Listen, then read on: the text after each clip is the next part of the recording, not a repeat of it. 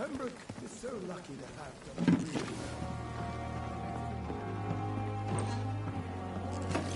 Less resignation and more determination. I know I can count on you. I wish I could say the same with you. You look exhausted. Don't bear the burdens of this hospital alone.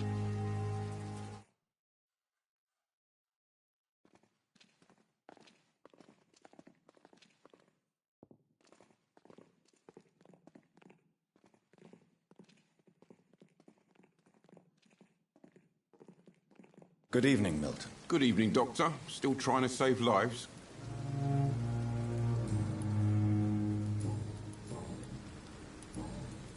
I'd like to see your goods. Wise choice, Dr. Reed. A reliable gun is what everybody needs these days.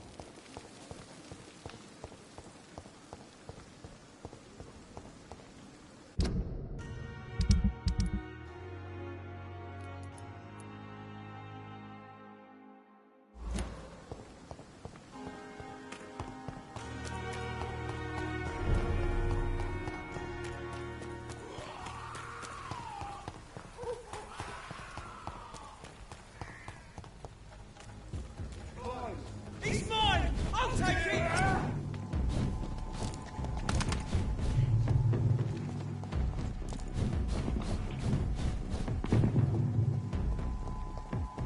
It's one of them!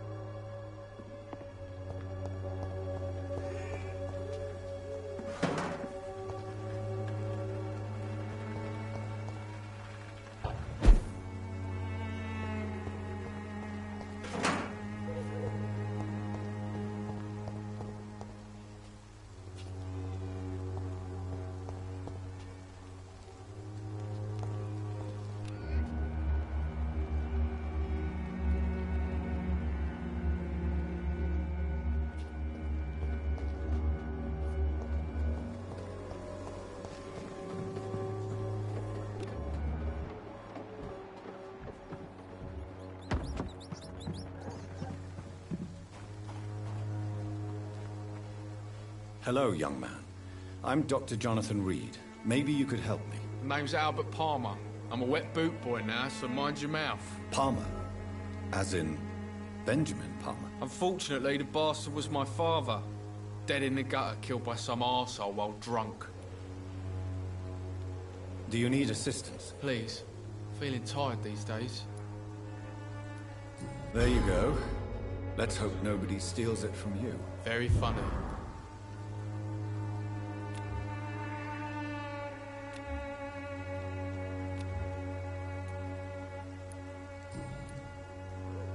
So you successfully joined a gang. I'm curious, how did you manage that? They were already interested in recruiting me, you know. They only needed proof of my determination. And then, my dad died. I'm afraid I see the twisted logic here.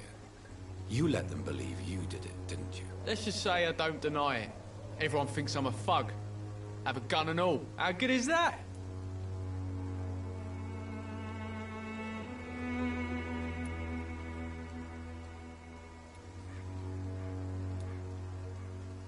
You're just one of many criminals on these streets. Another member of the pack. Careful how you talk to me. Otherwise, the next time you hear a gunshot in Whitechapel, it'll be the last thing you hear. Now, fuck off! How are things in Whitechapel? And people run around like chickens with their heads cut off, then they stop and die. But not me. Nah.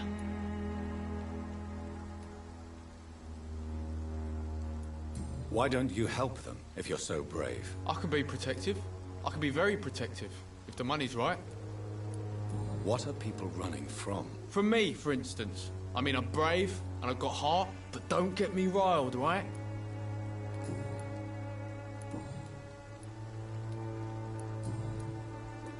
And what about Benjamin's death? Who cares?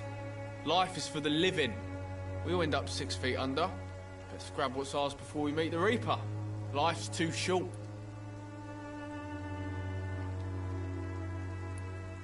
A great Irish author recently wrote, "There are only 2 tragedies in life. One is not getting what one wants, and the other is getting it." You should think about that. Fuck you! No one speaks to Albert Palmer like that. Very well. Goodbye, then.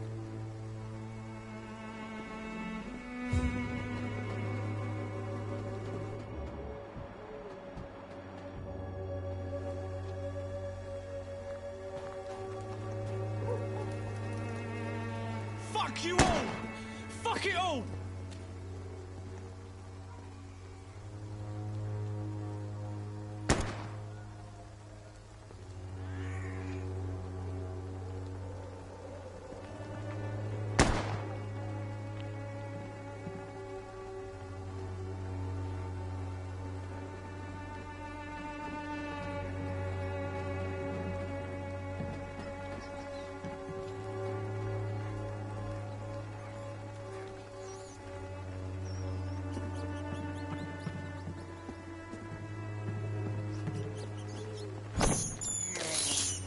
I have this thirst for blood.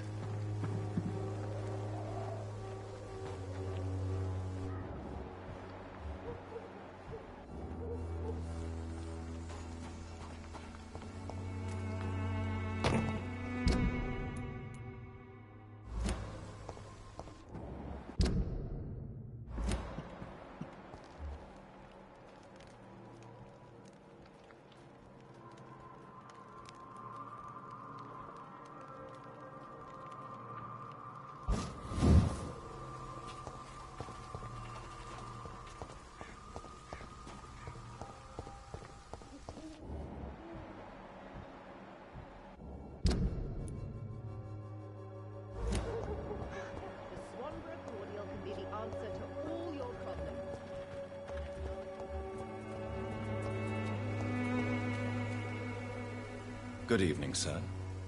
Do you remember me? If you're here for a reward, you'll be sorely disappointed. But I'll gladly shake the hand of a fellow countryman. I'm not here for a bounty. I'm a doctor. Dr. Reed from the Pembroke. A doctor?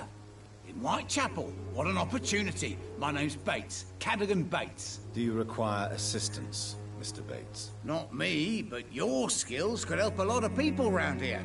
That would help my business, because I say, a live tenant's a paying tenant. Since I took an oath to help people, can I be of assistance? Well, seen better days, that's for sure. But it was bound to happen with all these refugees about. Infecting you is probably the last thing on these people's minds. Take this, in any case. What? You give me this for free? Don't have a clue about this place, do you?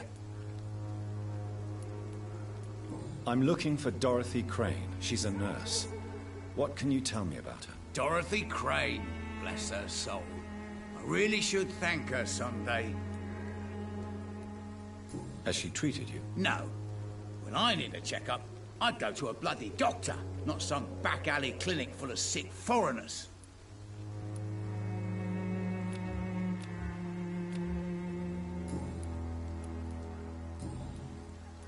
It's unusual to see someone so happy around here, especially considering the current situation.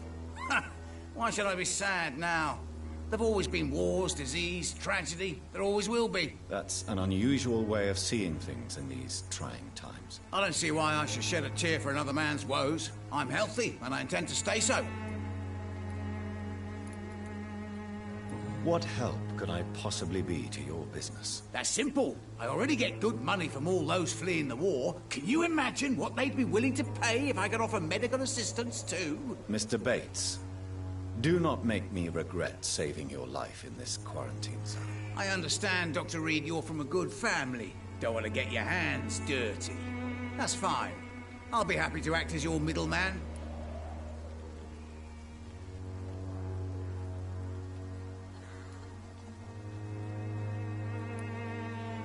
If I were entering into the world of street medicine, it would be on my terms and without such dubious associates as yourself, Mr. Bates. So it's a no, then. That's too bad. The Reed tonic could have really helped people, you know, save lives. Isn't that what you do? I mean, people buy that Swamborous shit.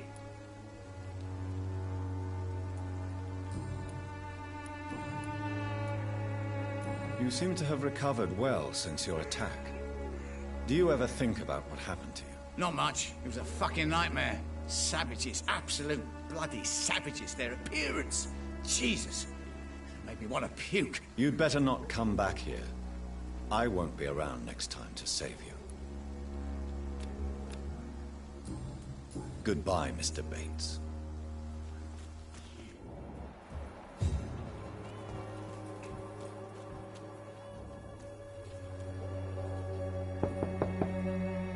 I must insist, sir. Please let me see Nurse Crane. I have no time for you, sir.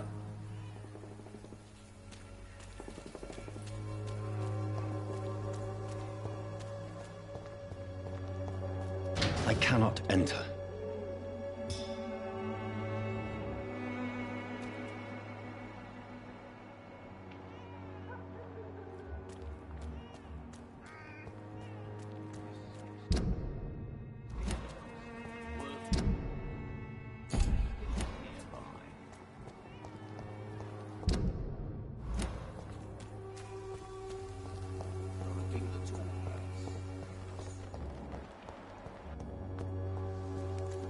Cheap price, good quality.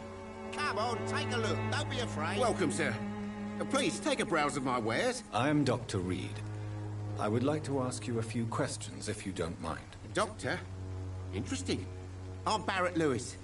Usually I don't have time to waste with talk, but at this hour of the night I can hardly refuse.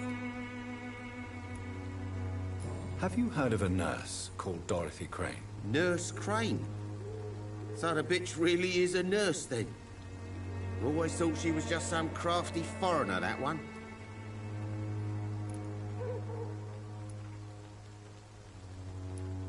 Yes, she's a nurse, and quite a good one.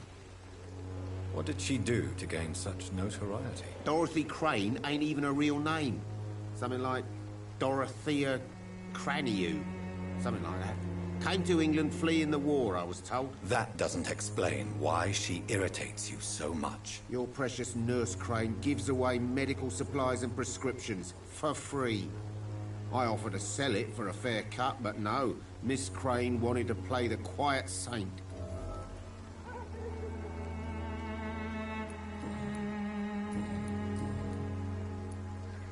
As a merchant, you see Whitechapel every day. Have you noticed anything out of the ordinary recently? What you mean, besides the epidemic, the war, and all the usual crap? As long as I can remember, this part of town has been a bottomless pit, and no sign of the bottom yet.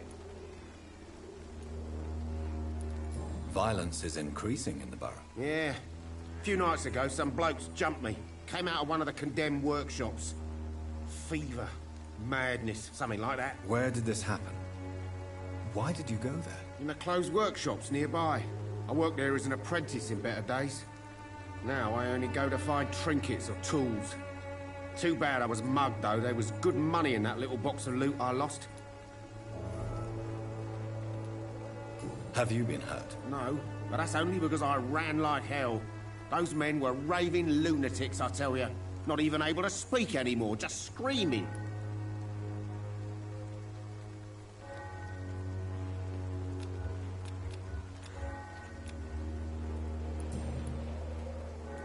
How is business around here? Business? I had no business. Between this racket, theft, and customers getting scared, I'm losing money every day. I see. Sounds like you blame someone in particular for your situation. It's no secret Joe Peterson spends his time harassing merchants. But with me, he's trying to put me out of business once and for all.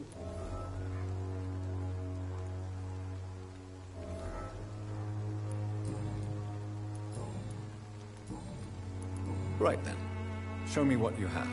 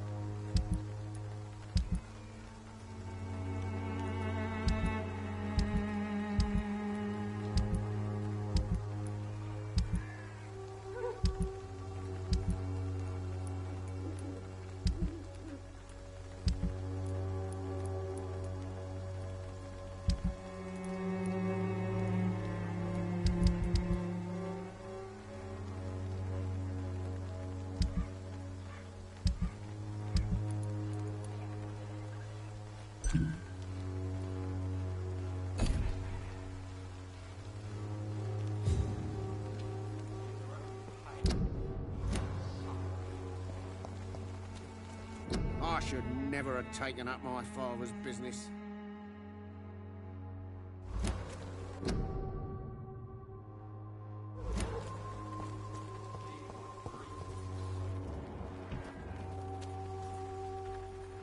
Excuse me, sir. I have a few questions for you. Another journalist? I didn't answer the first one, so piss off! I'm not a journalist, I'm a doctor. A doctor, you say? It's quite a rare breed in this part of town. Really? But still, here I am. Dr. Jonathan Reed, at your service. I'm Joe Peterson to some, but Colossus Joe to most.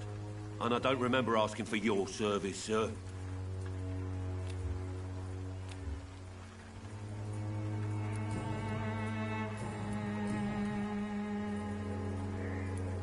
How did you become the local bully everyone is afraid of, Joe? There's no pride in roughing up poor bastards.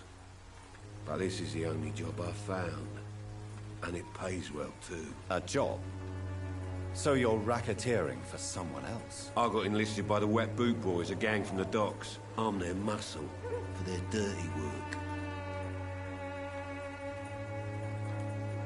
You survive at any cost, even at the expense of others. Perhaps that's just the law of nature. I don't care what you think, sir.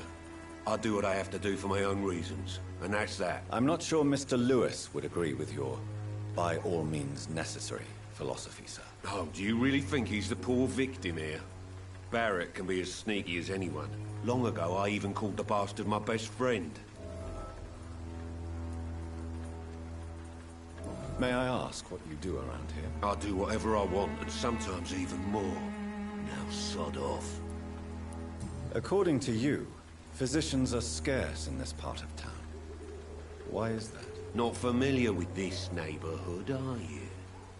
I guess your fancy colleagues are too afraid of being stabbed in the back. This part of town does have quite a reputation. Would you say it's justified? Totally. Look at me, for instance. I always look my opponent in the eye before knocking him out.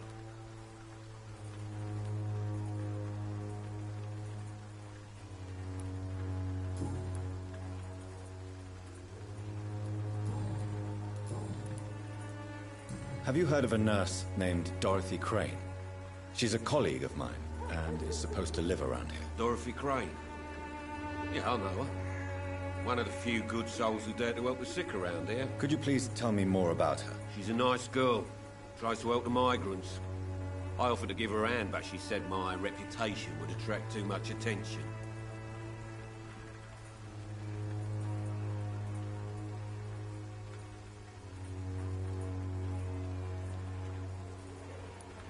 Goodbye, Mr. Peterson.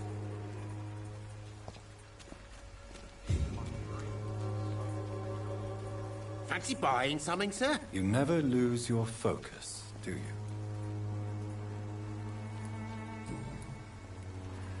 Joe Peterson. He's the villain here, isn't he? But you seem to know each other. I'd known Joe for years. I saw him box once or twice. He was a friend then. But these days, he's just another thug. What can you tell me about Mr. Peterson? Besides his behavior toward you, obviously. Colossus Joe was a decent boxer, good one even. But after his wife passed away, he found every excuse to stop training. Just wanted to pick fights with everyone.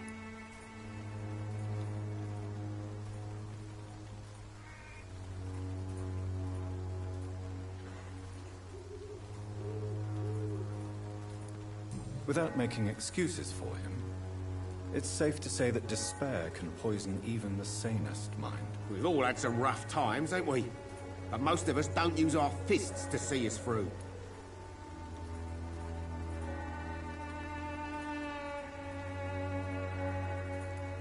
And no one has ever stood up to this thug. Nobody would be fool enough to stand against a wet boot boy.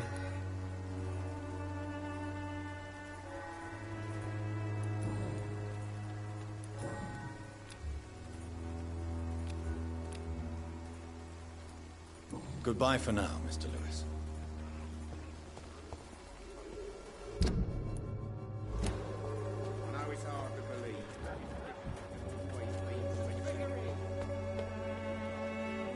Excuse me, sir. Are you familiar with this part of town? Name's Clayton Darby, reporter. Sorry, I'm new to Whitechapel. But perhaps you could help me since you're a journalist. My name is Jonathan Reed. Dr. Reed, the famous surgeon. I'll gladly help if I'm able, sir.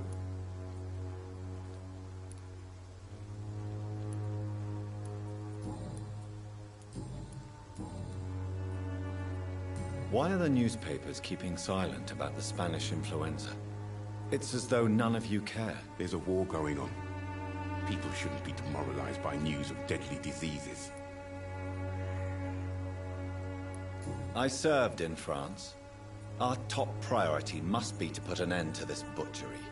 This war must stop now. Sir, streets are a battlefield too. An invisible and untold war is going on, and it must be stopped.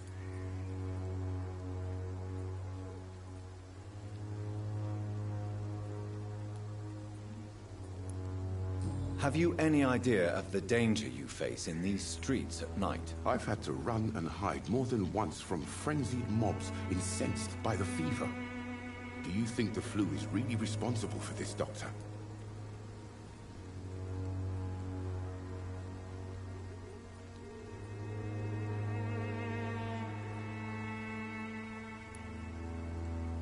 I'm convinced there is more at work here than a simple epidemic. Really? To be honest, I could say the same. Some of the sick I saw or heard of. My God, what happened to them?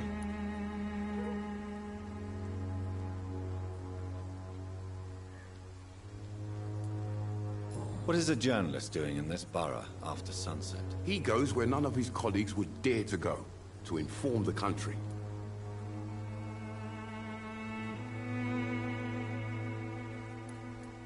So you risk your life to reveal the truth. I saw many reporters do the same during the war. Whitechapel is the crucible of so many untold stories and tragedies. I want people to know them.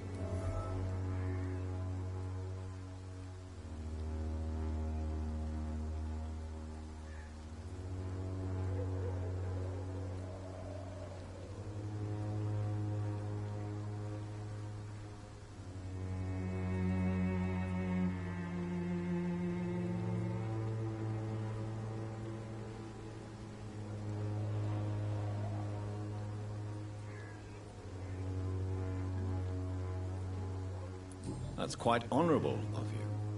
But is the public interested? Not at all, sir. And that's why I'm an independent journalist, hoping to sell some stories.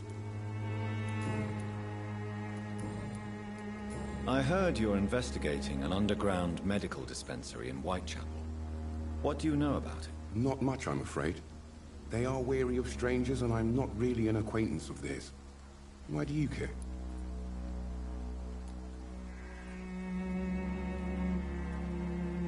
I'm a doctor, Mr. Darby. I care about everything involving public health and this epidemic. Are you sure you're not just concerned about the repercussions that a scandal involving a certain Nurse Crane from the Pembroke Hospital would bring? Without a doubt, you are a damn fine journalist, Mr. Darby. What do you know of her accomplice, a man named Darius? I don't know much about the man. He's very cautious. Never goes out. Doesn't seem to have any friends or family. He never goes out? No. A few days ago, he unexpectedly did. I followed him, but it was just a ruse to keep me away from his house. Really? How do you know? He went to the nearest mailbox, but just before posting his letter, he ripped it up and threw it away. He has no relatives at all? No. Except for that strange man, a poet named Richard Nethercott, who sometimes comes by. Darius would never let him in. Where can I find this Mr. Nethercott? He spends most of his time lurking around Whitechapel, talking to himself or declaring verses. These days, you can usually find him behind the church.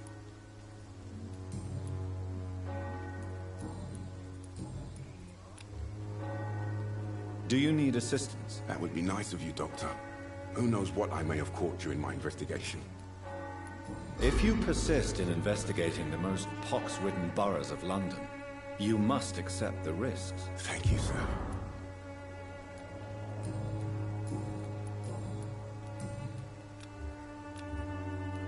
Goodbye, Mr. Darby.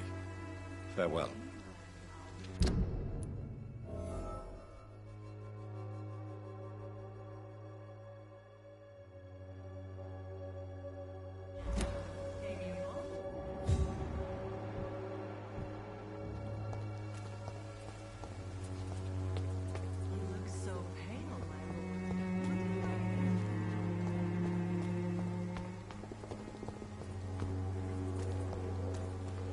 I'm cheap and I'm clean. Don't be shy, handsome. What can Christina do for you? I'm not looking for what you're selling. But I'd like to ask you a few questions, if I may. I'm a doctor. Dr. Reed. All right then, but be quick. Though I usually get paid when I open my mouth.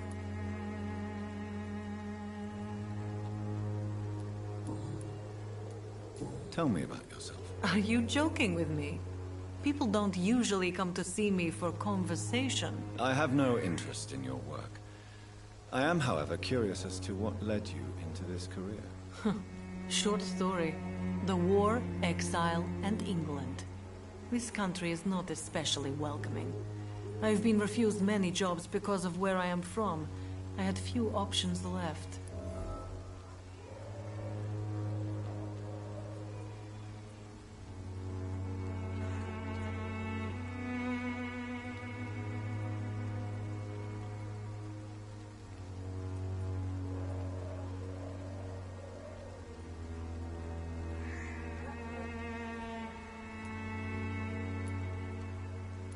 I'm sure you could have found another job, perhaps less lucrative.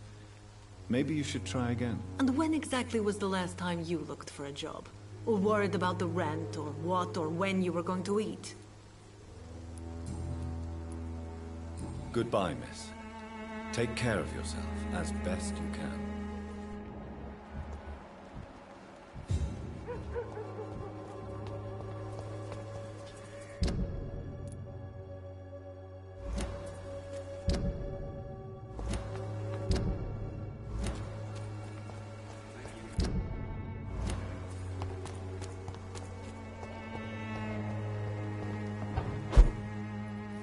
It's locked, all right.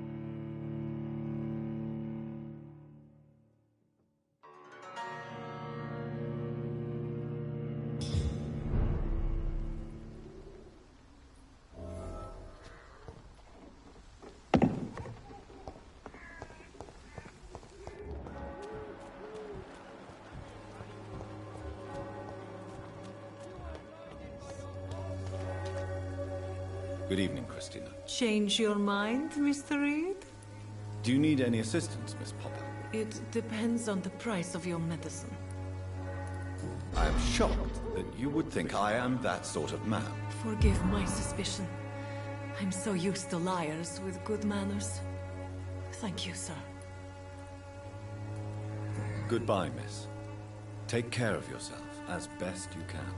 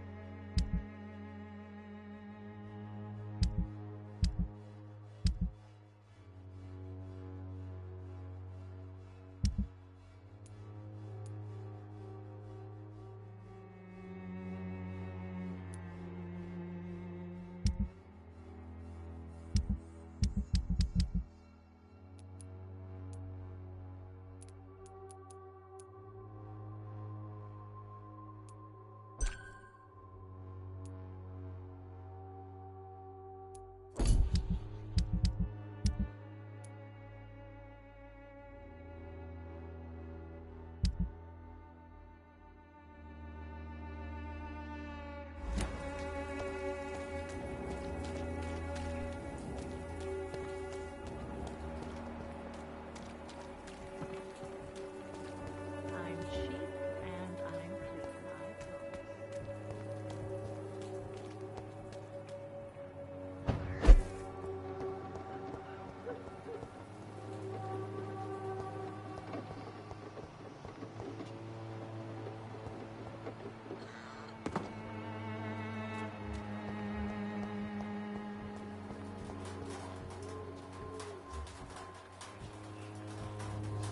Good evening, miss.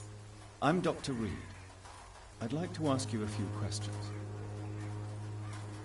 I know what you're thinking. A tall stranger who meets a girl in the street at night.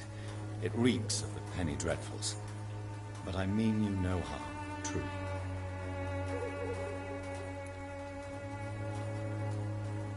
I know you understand what I'm saying. Your silence has nothing to do with you being mute, does it?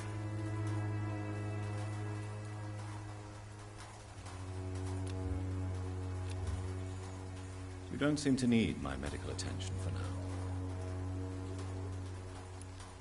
Very well. Goodbye then.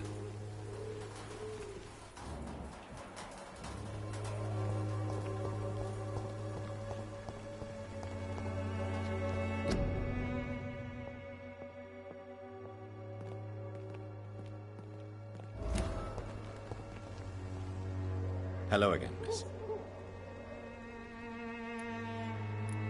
Camellia, I know you work for Dorothy Crane. Please tell me about her secret dispensary. A stubborn and mute comrade. Nurse Crane and Darius Petrescu have been clever. Very well. Goodbye then.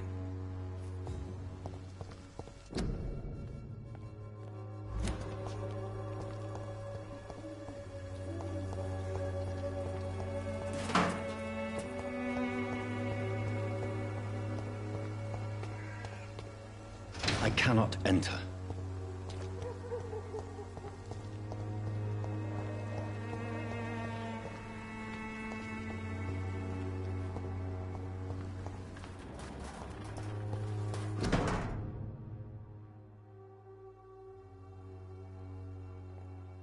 The content of Darius' letter to his children could give me more leverage to enter.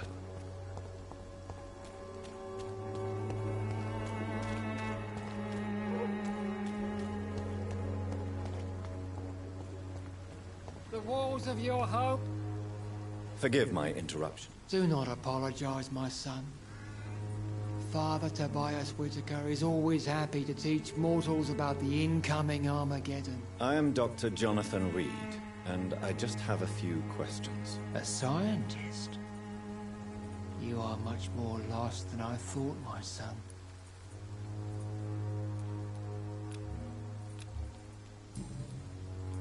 What do you mean when you say that I am more lost than you thought? All scientists are entangled in a world of causes and consequences, and most of them can't see the plain truth. Quite a judgmental opinion, if you ask me. But what do I know? Blinded by science as I am. But you are seeking answers, aren't you? Answers about the Armageddon about to strike the city. Answers about the hidden truth. Well, I suppose I can spare a few minutes listening to your so-called truth. As a doctor, you must be aware of the decimating epidemic.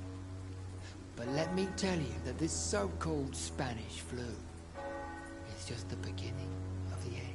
What do you mean? The beast is finally revealing itself, corrupting the flesh and the heart of men. With my own eyes I have seen them, those minions from the abyss. Really? And what would be your answer to this biblical threat? We must fight the disease before this legion outnumbers us.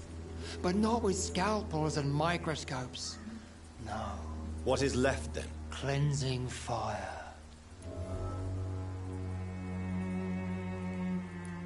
Tell me, Tobias, what exactly is your plan concerning the cleansing of this city? God will recognize his own. More than once this city has risen from the ashes, hardened and purified by the flames.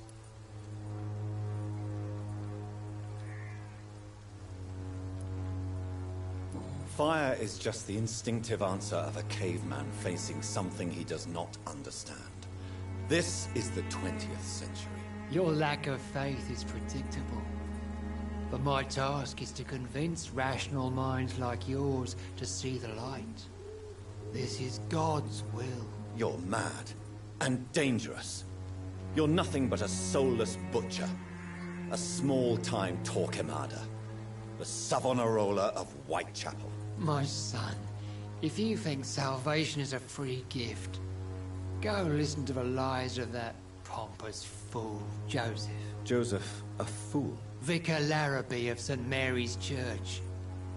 While he continues preaching his fraudulent redemption, more and more people die in the streets.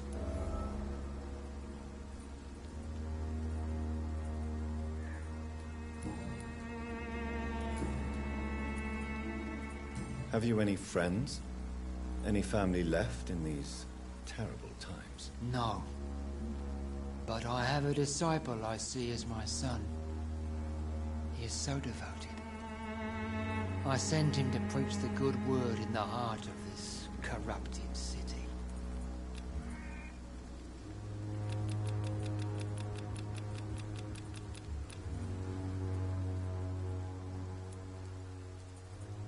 Where did you send him? I sent Samuel to the Stonebridge Cemetery, where the pestilence and evil grows night after night. You sent him on some preaching crusade during the epidemic. As a true believer, Samuel will fear no evil while he walks through the valley of the shadow of death.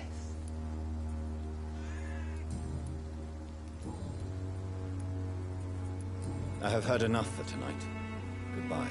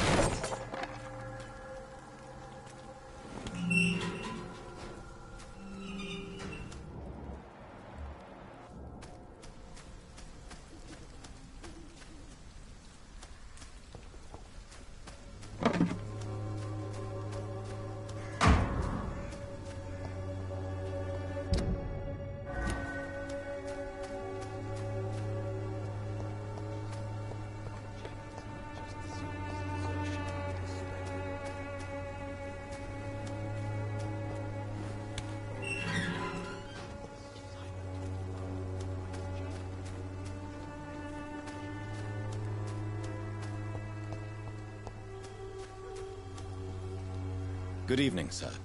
I'm Dr. Reed. I would like to ask you a few questions. Please be my guest. Although I may not be the best informant regarding this part of town, my words speak about that which the eyes cannot see. Really? Are you an artist of some kind? I'm a poet, sir. Richard Nethercott, at your service. May I ask what you're doing at this hour of night, sir? Do you live here? Not at all. I'm just enjoying the pleasure of a quiet walk. Though night talks are always preferable, if you ask me. Especially with strangers. But are you not afraid of the epidemic? Oh, why should I? I see some equity in the Spanish flu. No flesh should be saved, say the scriptures. Good or evil, rich or poor, all are equal in the eyes of the flu. If you say so. But as a physician in a time of epidemic, I must caution you to avoid unnecessary exposure, sir. Thank you, Doctor. But we both know the seeker of truth has to go boldly where the weak dare not.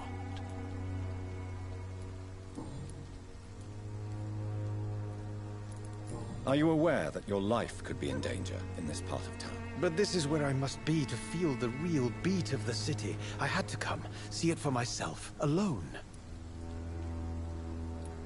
I understand your need for solitude, but it's not safe around here. I don't care. I don't have many friends, Doctor, and my family despises me. If some misfortune came upon you, who would be here to help you? Well, you for a start, my dear Doctor. What are your thoughts on the terrible situation in this city? Terrible, you say? No. Of course, the death of so many innocents is a tragedy.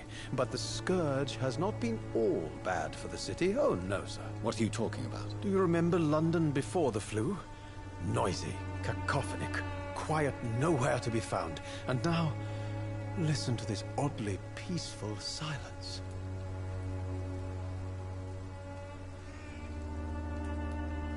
Yes. The enjoyable silence of the grave. You have a unique perspective on the situation, I must admit. Most people fail to understand my perspective. I don't blame them. But how could I call myself a poet if I veiled my feelings?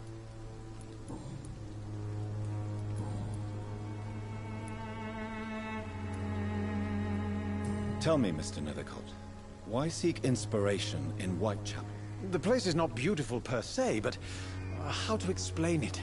Stirring and challenging. Do you not think it a little morbid? On the contrary, sir. Whitechapel is full of life, full of beauty. Just like my dear muse, the wonderful Camellia. What can you tell me about Camellia? Not much. And that's the beauty of it. She can't speak, you know. She's a locked mystery who exhales kindness and sweetness. And have you ever tried to learn more about her? Where she lives? How she survives? Whom she may know? Maybe I prefer she remains an enigma. Reality can be so dull, don't you think? Perhaps you're just afraid to find out the truth about your muse. One day, perhaps, I'll ask her to come with me. But will she still be my wild flower of Whitechapel if she moves uptown? In what way, exactly? The struggle by gaslight, the barren smiles and the arid hunger under the rain. If you say so. Such vibrant antagonism and vivid paradox, the stripped humanity raged across each street. Vivid, of course, yes. And what about the poignant distress? Oh yes, the poignant distress. You see what I mean, don't you? That's what I want to write about, and that's what Whitechapel is made of.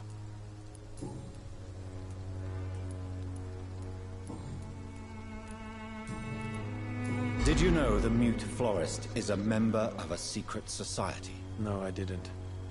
But I thank you for this information, sir. For it only enriches the mystery surrounding the precious Camellia. I fear you are a hopeless romantic, Mr. Nethercott. Guilty as charged, Dr. Reed. Do you need medical attention, sir? It may be wise to let you prescribe me something. I don't feel like I should. I understand your appetite for words and macabre beauty, sir. But you should be more careful. The nutrition of my mind is more important than my physical health. But I appreciate your concern, sir.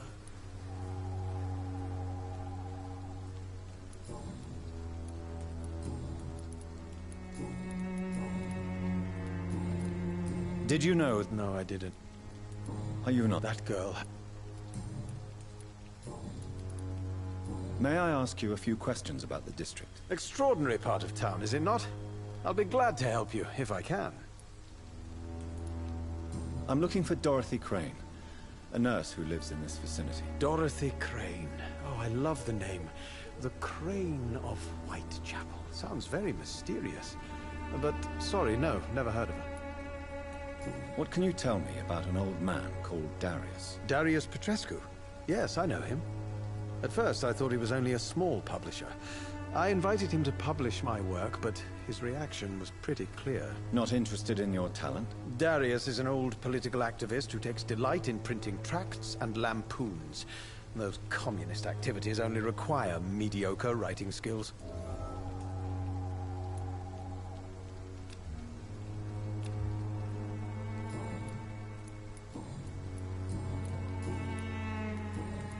I'll leave you alone, sir. Darius is a bit less of a mystery now. It should not be that difficult to incite him to let me in.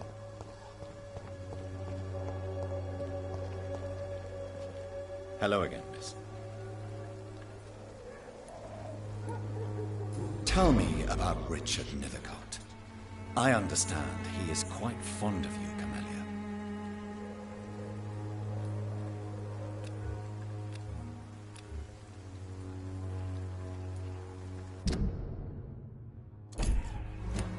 Very well. Goodbye, then.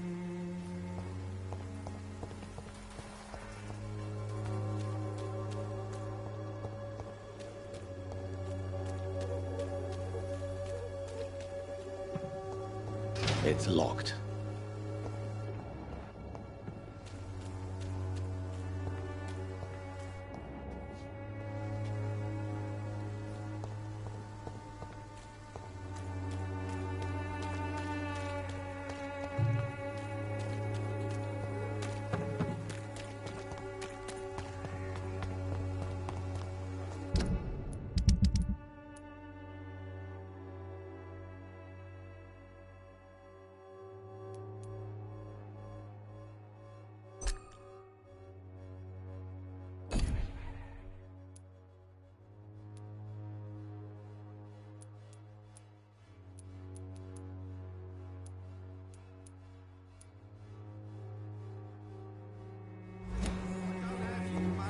Come on, Barrett, you know the game. You pay for peace of mind.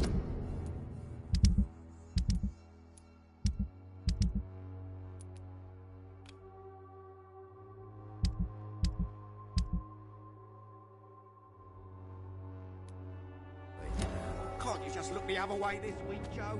Come on, we can sort it out, right? Perhaps I should look into it.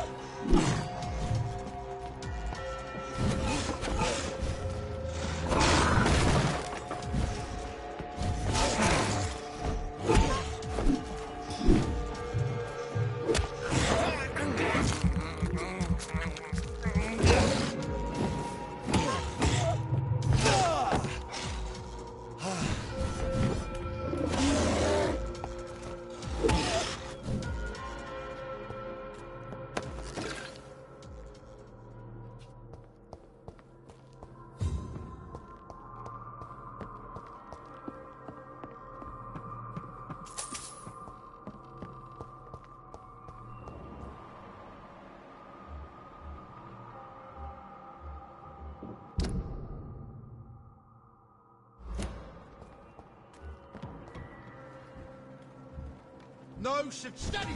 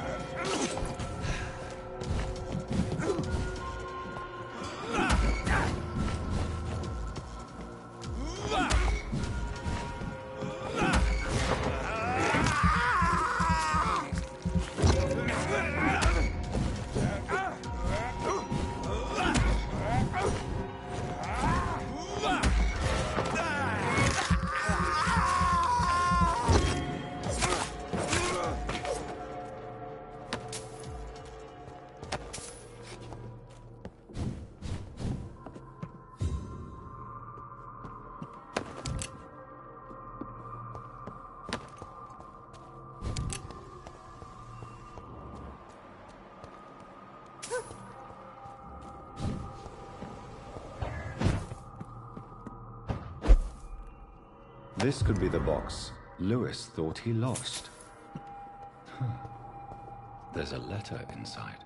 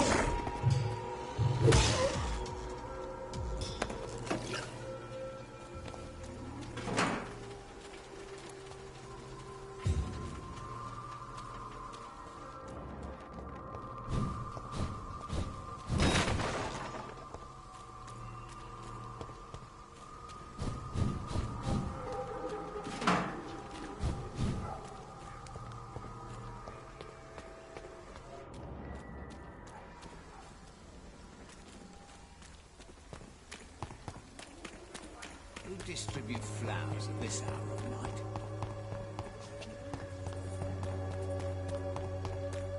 This district seems to get uglier every year.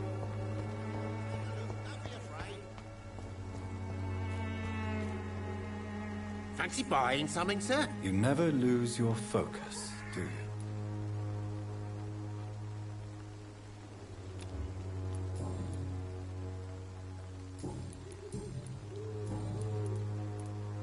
Right then.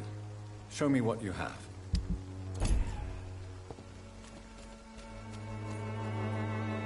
You again? What do you want this time? Goodbye, Mr. Peterson.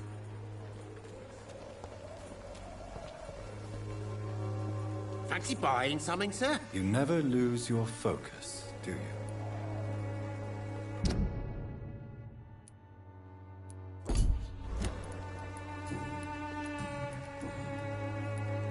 Joe, Hard known. goodbye for now, Mr.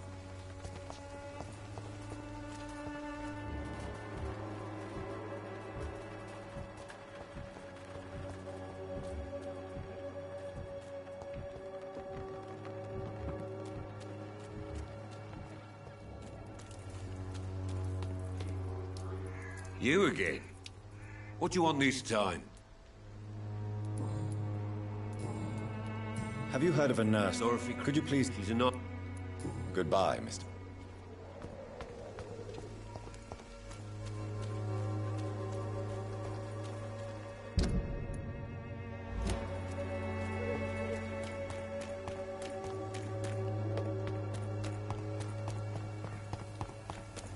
Who distribute flowers at this hour?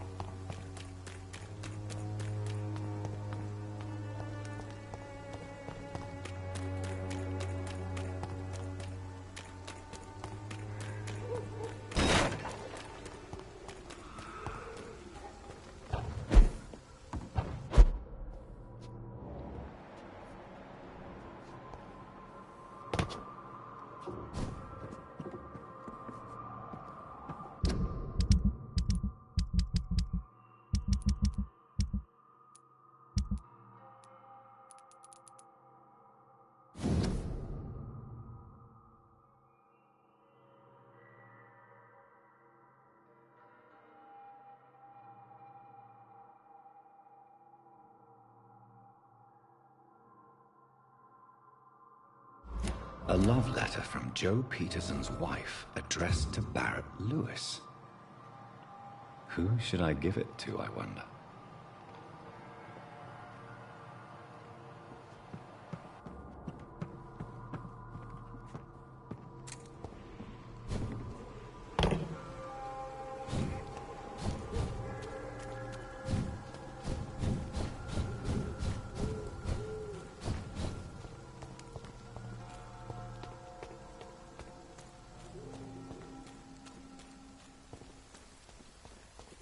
Maybe it's time to see if this steam.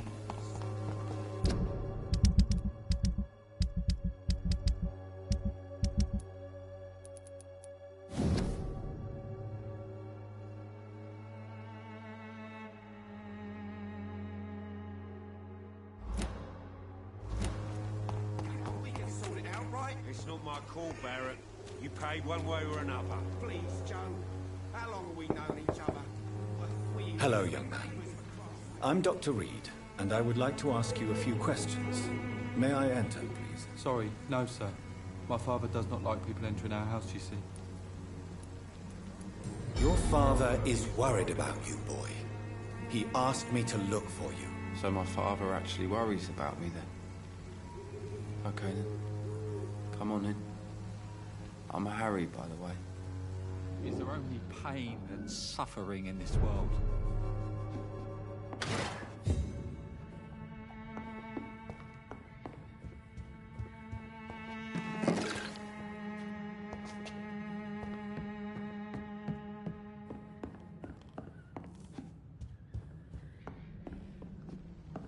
It's locked, all right.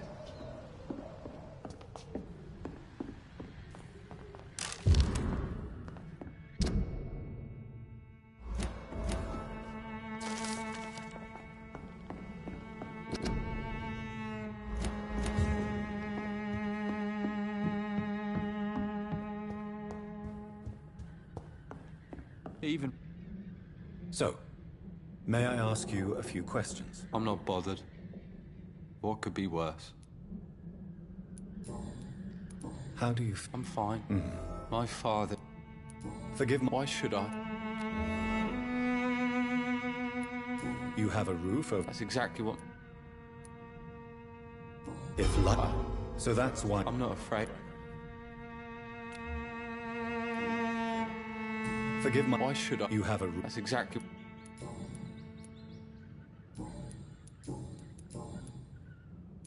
Your father and Mr. Lewis used to be good friends. What happened, Harry? I was young then. I don't remember Mr. Lewis ever coming back again after my mother died.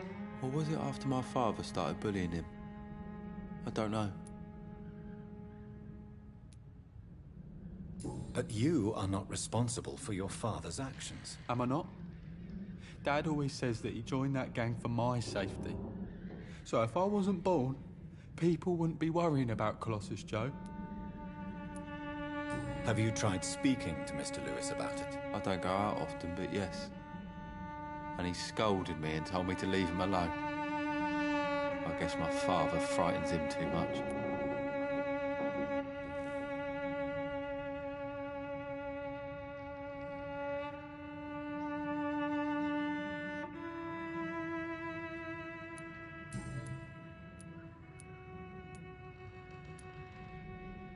Would it ease tension? Can't say. Why is that? Sometimes I suspect... Do you remember when... Not really. How was he? He was nice. Why? Because it hurts to remember a time when my... Do you need any medical help? Yes, I do. You'll feel better with... I'm not sure I'm happy with...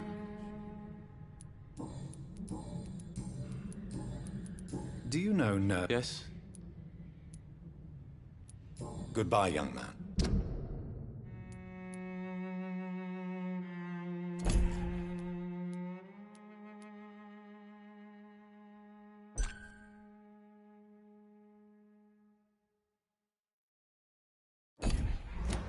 Take care of yourself. Is there only... You again? What do you want this time? Why do you... It's true. You could leave... That's easy for you. Harry, I've always... You really love... He's my pride. Do you have... Only one. Harry does... I've always... You really... He's my pride. Since... No one will ever...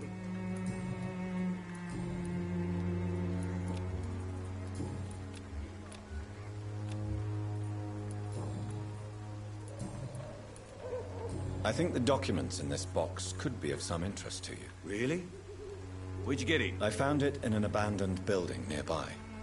I thought you might want to keep these letters. Let me see. Letters about my boy. Thank you, sir. You do not appear surprised or pained by this. Surprised about what? Harry's my son, I'm his father, and that's all there is to know, don't you think? Yes, I suppose you're right. Here's a little something for your trouble. And to remind you to keep your mouth shut about all this.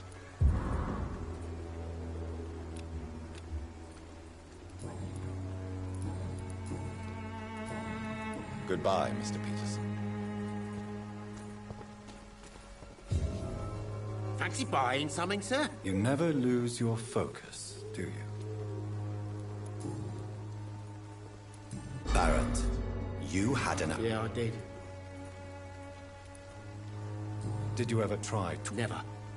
But I suspected he knew everything, even without knowing it. Do you mean... No one will ever know for sure. What did... Harry's a good boy. What troubles... Despite being...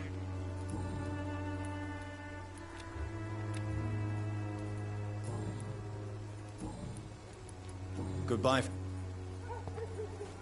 Cheap price, good quality. Come on, take a look. Don't be afraid.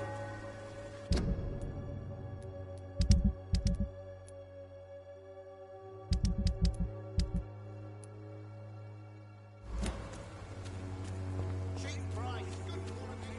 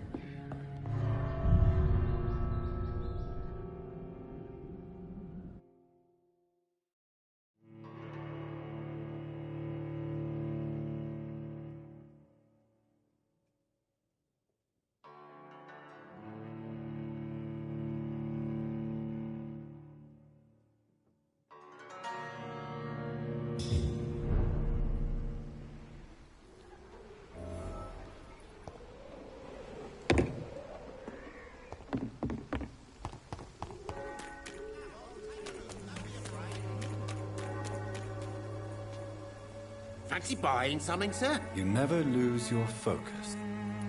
Right then.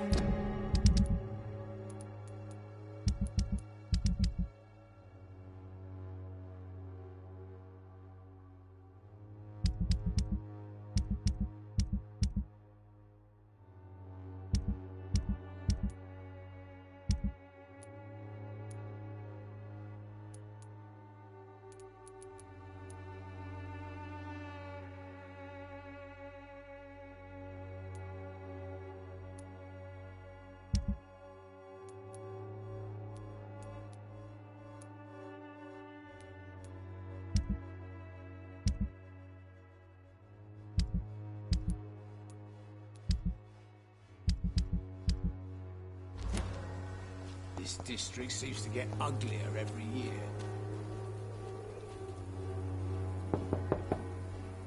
Mr. Petrescu, just 1 minute, please. You again? Go away. Sir, wait. Stop this nonsense. I know Nurse Crane is here. Shall we speak man to man, you and I? All right. Speak up. Don't you see we're on the same side? We fight to help the poor, sick, and abandoned. I'm nothing like you, Mr. Doctor. Yes, you are. You too believe in providing medical care without charge. You know what we have to sacrifice to make the world a better place. I have to admit your words have conviction. All right, I'll let you see Dorothea. Don't make me regret this, though.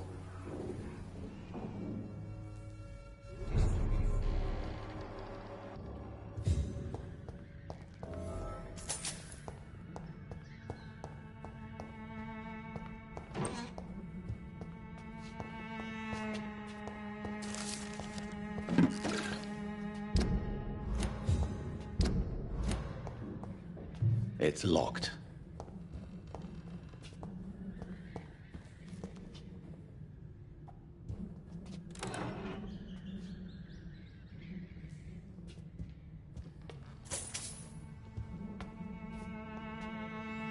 If you want to talk to Dorothea, you must go across the courtyard and take the stairs. We've not been formally introduced.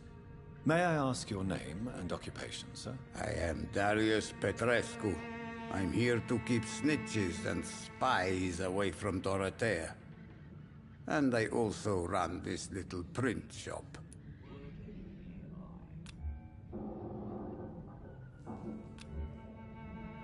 Do you need some help, Mr. Petrescu? I am very tired, but that is all.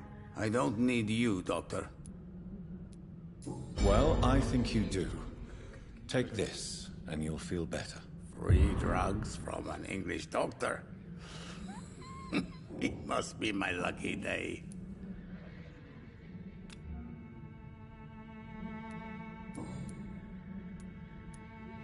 Do you have any family left, Mr. Petrescu? Children or grandchildren? Who knows? I have abandoned my people for so long, they might as well be dead. As dead as I am for them, I suppose.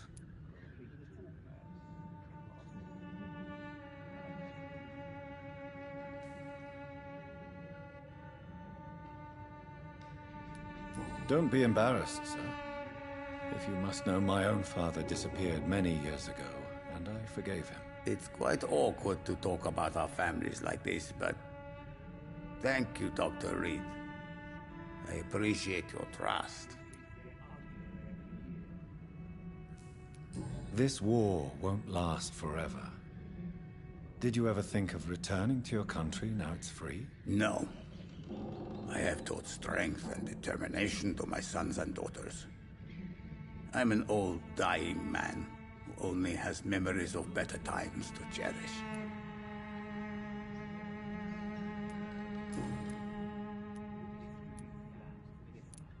How did you meet Nurse Crane, Darius? Why does she trust you? I'm her oldest friend in England. Dorothea and I share many ideas about this country and about the country we left. You mean occupied Romania, don't you? Even if not directly, I fought against your enemies. Really? Then perhaps you have more in common with Dorothea than meets the eye, Dr. Reed. I know you fought for your country when it was occupied, Darius. Tell me more about it. I know my days are numbered, and I know I won't see my homeland again. But I fought for Romania all my life, and I will until my last breath. But Romania escaped the grasp of the Austro-Hungarian Empire. It's a free country again. It is not the country I fought for. My homeland is not appeased, Doctor. And I still see a dark future ahead for my people.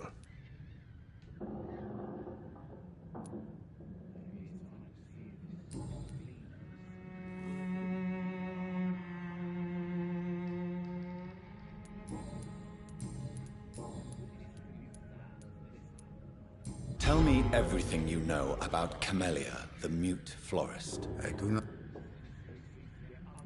Are you not? Are you in... Don't be... Who is... She's not... You say she... Well...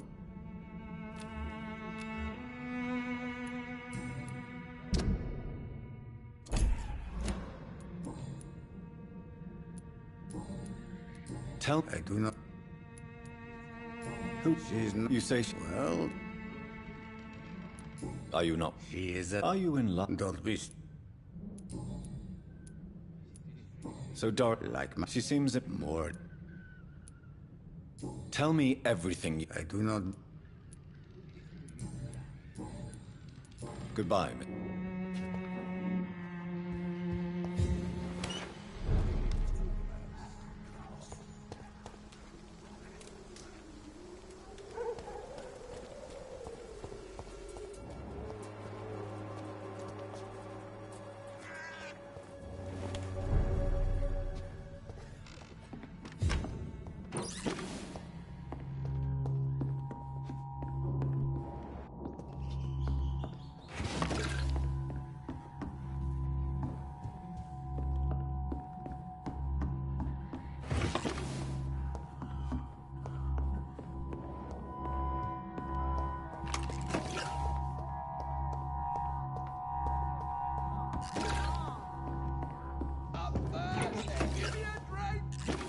Razvan, can you hear my voice?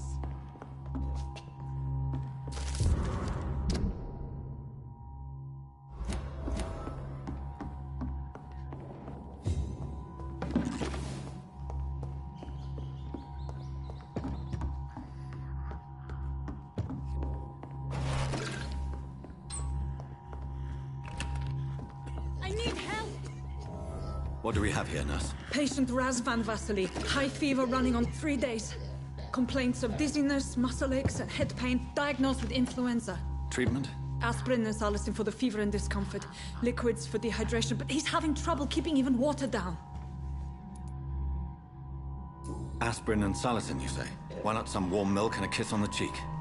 Where are the quinine salts? Tried buying, borrowing, even stealing. There's none to be found, Doctor. He's not convulsing, he's choking. He's not getting any air. Sculp! Hand me that sculp! What can I do, Doctor? It's too dangerous to operate with these convulsions. Sedative, nurse. Do we have any anesthetics? I'm sorry, Doctor. None at all.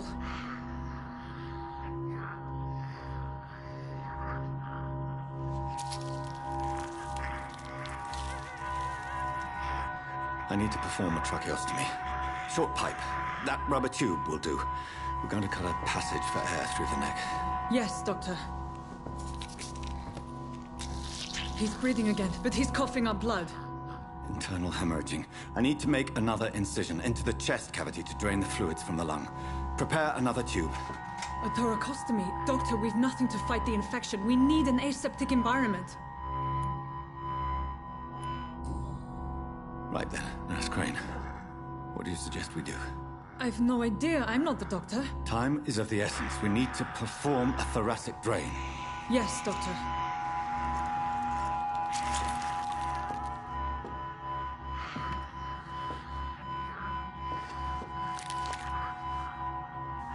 He's still bleeding, Doctor.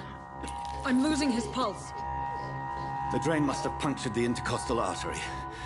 There's too much blood. Are you all right, Doctor? I can't see.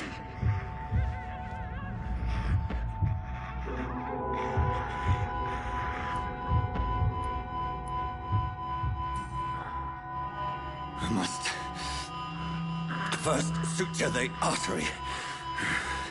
Find the wound. The source of the blood. Needle and thread, Doctor. Good. The stitches are holding. How's he doing? We're losing him. We've lost his pulse. He's dying, Doctor.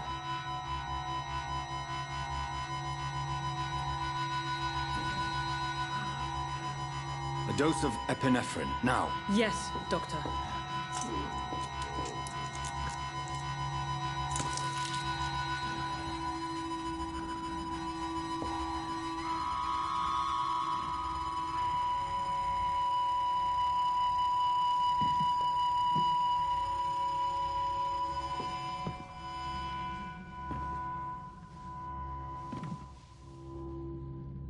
We've lost the pulse. He's gone, Doctor. Yes. We did everything we could. Truly? Everything you could. Is that how you'll report this in your log? Is this how the war went? Piling up one poor corpse beside the next? This was not an influenza-induced seizure. I've never seen symptoms like these on the continent. Neither have I. But the previous symptoms leading up to this attack were the same, indistinguishable from the epidemic. No.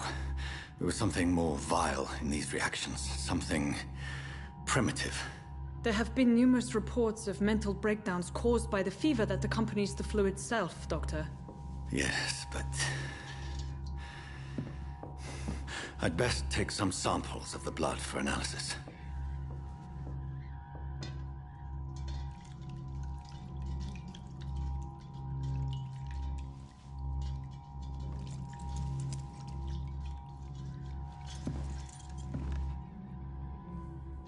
I doubt you're here to test my bedside manners.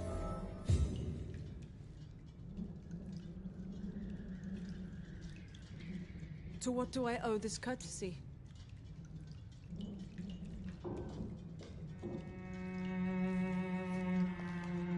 This is an...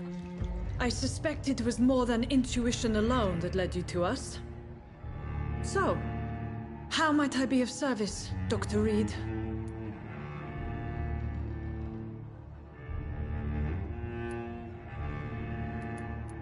I've come to put an end to this insufferable blackmailing, Dorothy.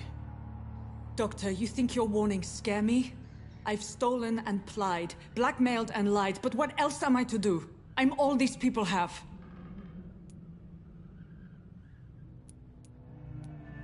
Dr. Swansea is a sensible and honest man. He wouldn't have refused your friend's care at Pembroke. It's easy for you to say, Doctor. These people cannot go to the police, nor to the hospital. They don't even speak English. They depend on me for everything. But why Lady Ashbury? Why her, of all people? She's pristine and proper, all right. But that she-wolf in sheep's clothing murders the poor for sport. I have her where she belongs, and I'll milk her for all she's got.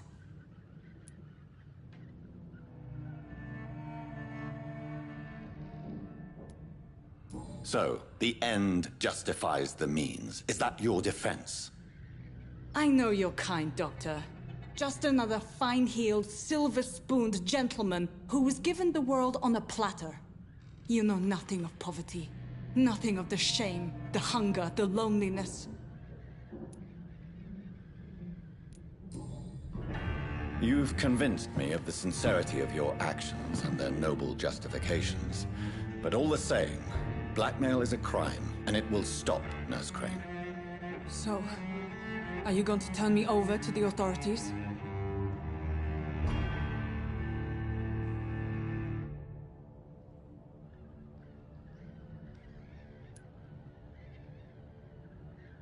Listen very carefully, Dorothy. You will erase from your memory everything you pretend to know about Lady Ashbury and Pembroke Hospital. Let that rich bitch off the hook over my dead Nurse body. Crane, enough. Listen as if your life depended on every word. I know you've a generous heart who gives freely to those in need, but you shall walk away from the shadier streets of your business. I will never abandon... Dorothy, the discussion has come to a close. Your clandestine activities in the Resistance are over. Let it go. I'll let it go. Yes. All gone.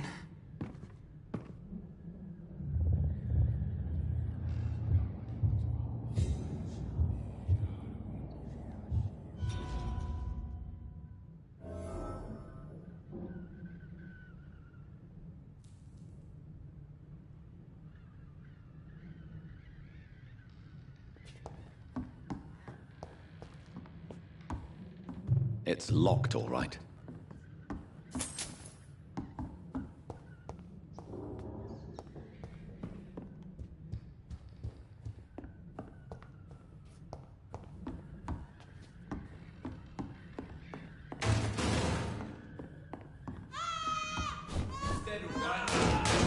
See them fancy clothes? This one's a...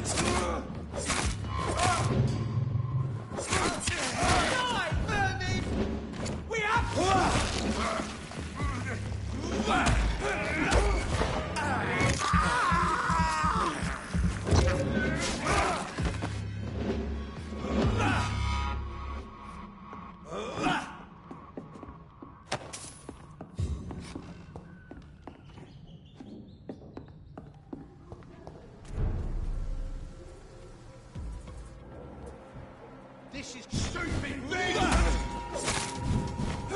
Watch out for that tank! He's dead!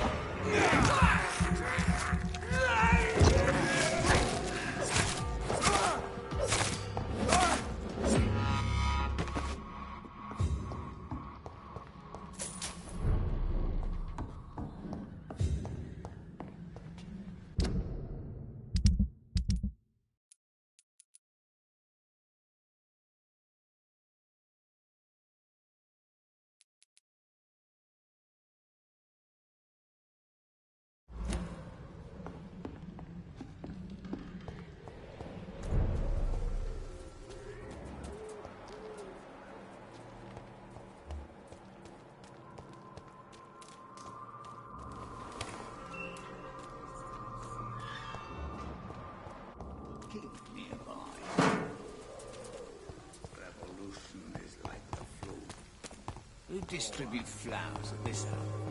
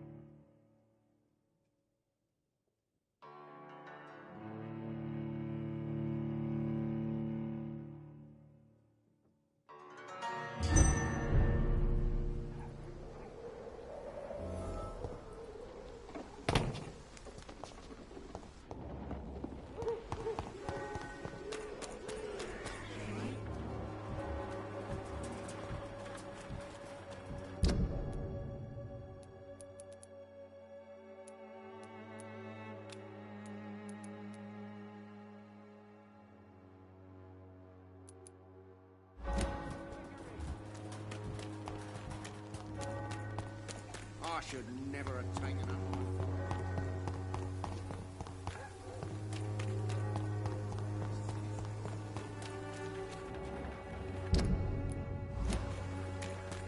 It's locked, all right.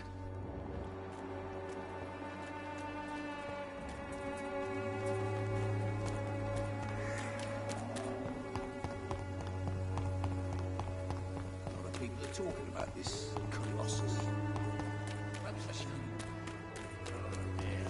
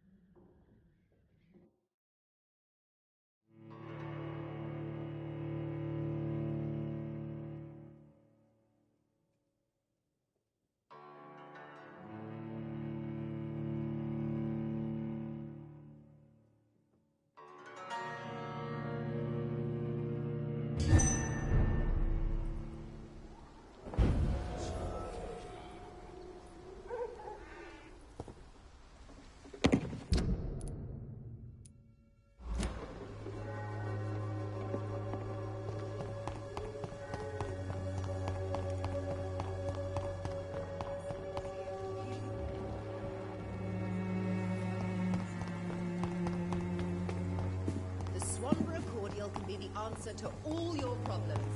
See if this steam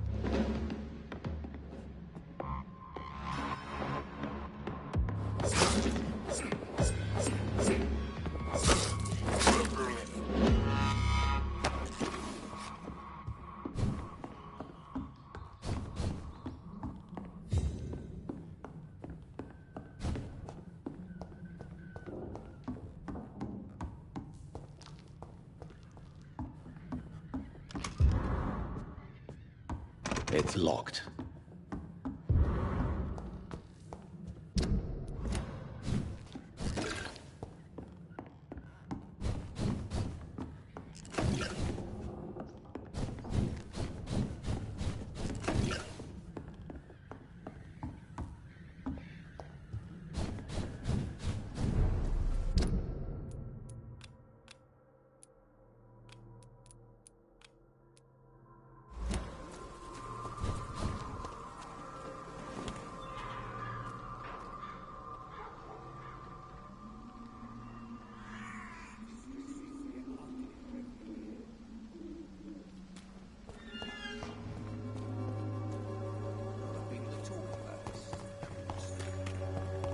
When science fails you, this elixir will give you faith again. Good evening, Mr. Petrescu. I could ask you the exact same...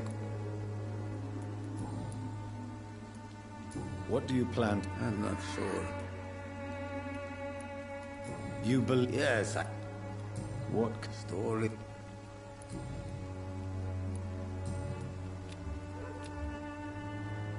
Goodbye, Mr. Petrescu.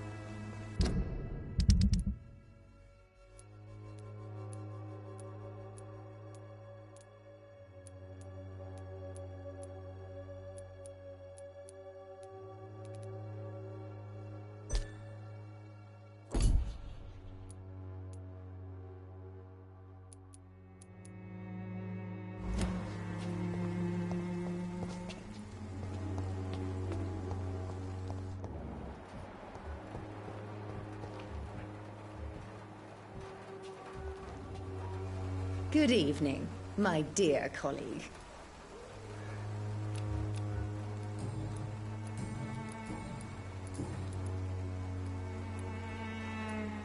Goodbye, Miss Swanborough. Perhaps...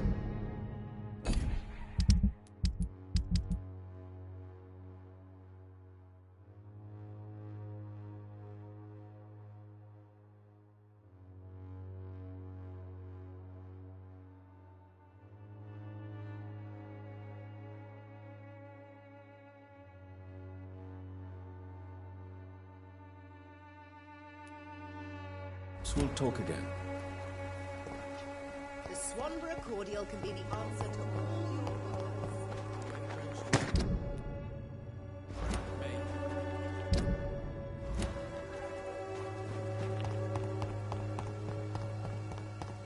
When science fails you, this elixir will give you faith again.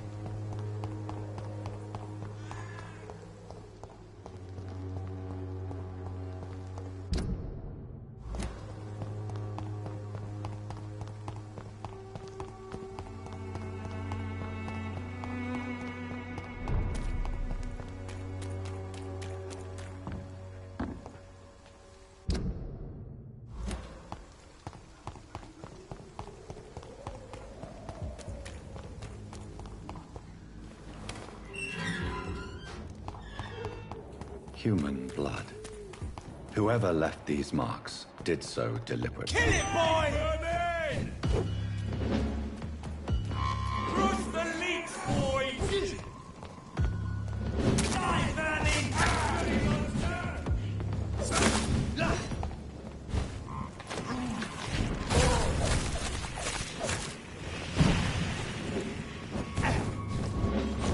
It's down! Finish it.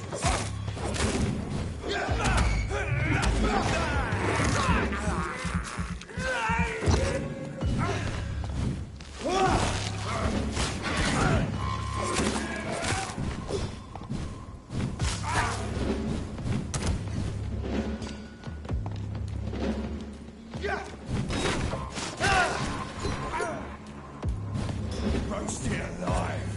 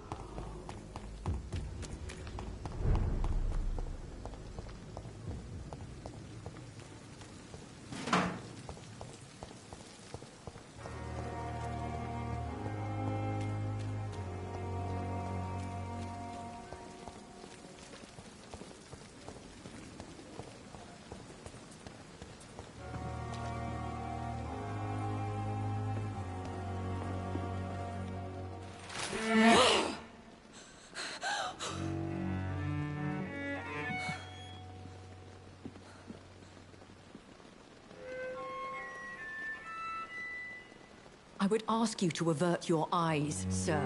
Or did you not know it was rude to stare? I knew it. Speak up, Dr. Reed. I like a man who speaks his mind.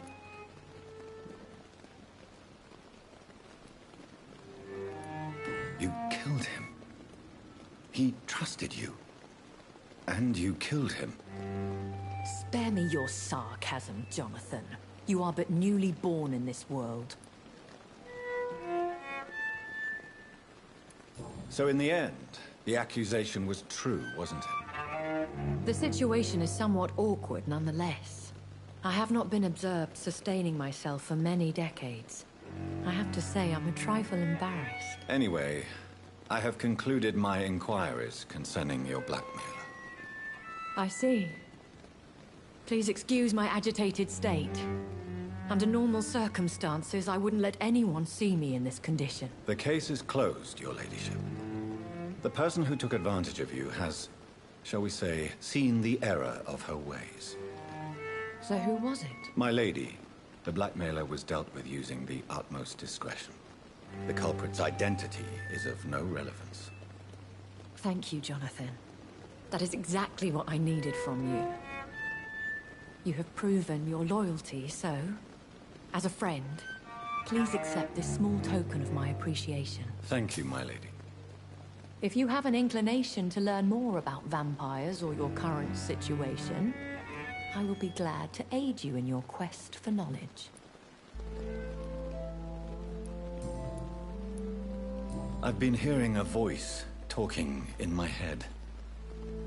Is this some kind of insanity? It feels like the voice of the vampire that created me. Hush. Tell no one this. It would be unwise to talk of such things amongst British immortals. Speak no more of your maker. How could this cause offense? Only the powerful immortals can mentally call to their progeny. No vampire or hunter will sleep easy, knowing that an unidentified elder is stalking the streets of London.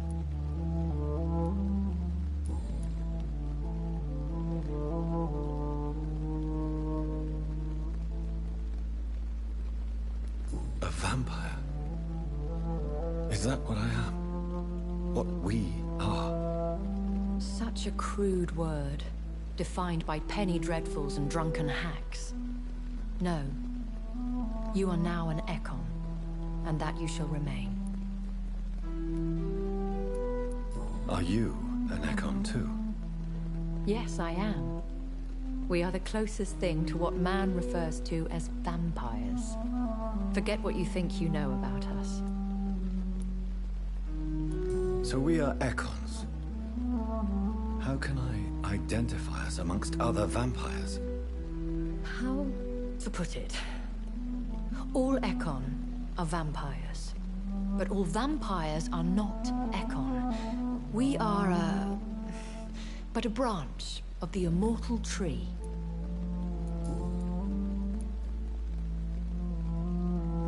I don't understand. Why was I created and then left for dead? That is a question only the one who made you can answer. It's not normal practice. I doubt even if you find him, he will answer you, considering how cruelly he treated you.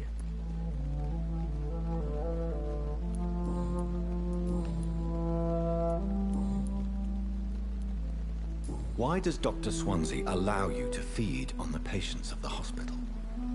Dr. Swansea is a good and compassionate man. He is trying to find a solution for our hunger. Until that happens, he is clever enough to understand that I only feed upon the dying.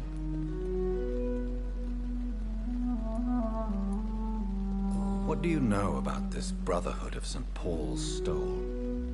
The Brotherhood is well known amongst London Vampire Society. As long as our kind is discreet, and as long as they do not interfere, we have come to a mutual understanding. And no one suspected you of the murders? As you well know, suspicion has recently fallen on me of killing for pleasure. But you have my word, Jonathan. I take no pleasure in taking a life.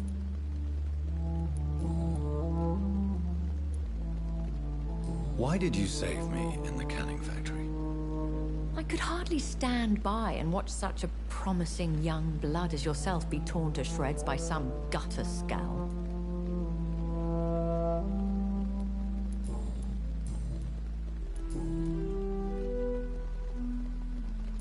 I've been away from London and England for 3 years. This isn't the city I remember. Things have gone from bad to worse here, Jonathan. I've lived in this city for a long time, and I've never seen it like this.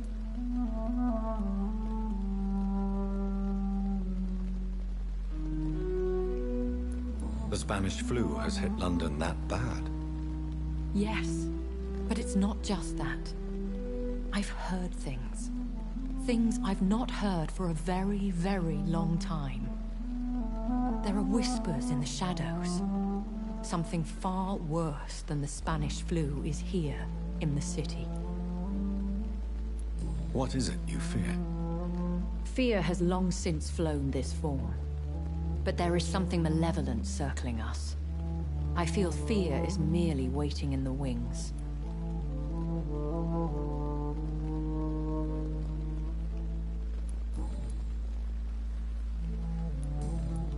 I bid you farewell, for now, my lady. I must quickly analyze the blood I took from Nurse Crane's patient. This is no time for self-promotion. It is the last thing I will do.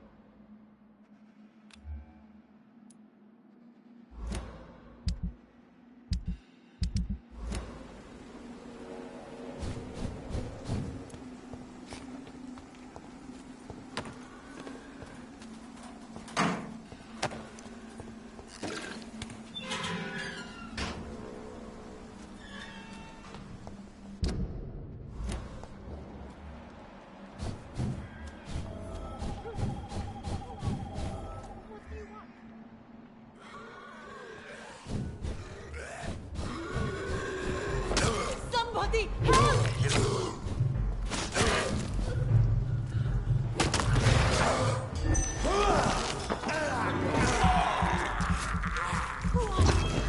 What do you want?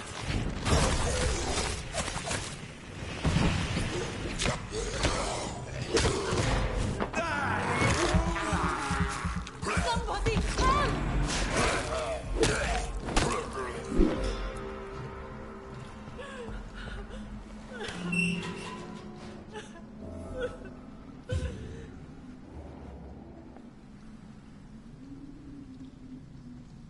Are you all right, miss? I don't know. Who were those people? They wanted to kill me. Why? They've lost their minds in the epidemic. They won't come back for now. You seem to know a lot about them, sir. I'm Dr. Jonathan Reed. I'm investigating this disease. I am Xiaoxun. Thank you so much for helping me, Mr. Reed. I must go to the cemetery now. Goodbye.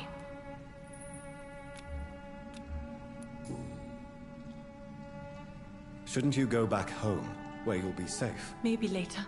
But for now, I need to talk to my husband at the cemetery, Mr. Reed. Carnage. Is Father Whittaker... This man's far too old to be Samuel.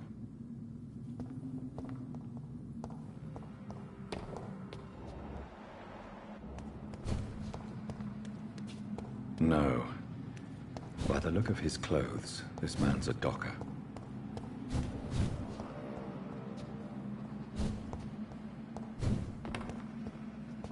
Samuel isn't here. I had better follow the blood trail.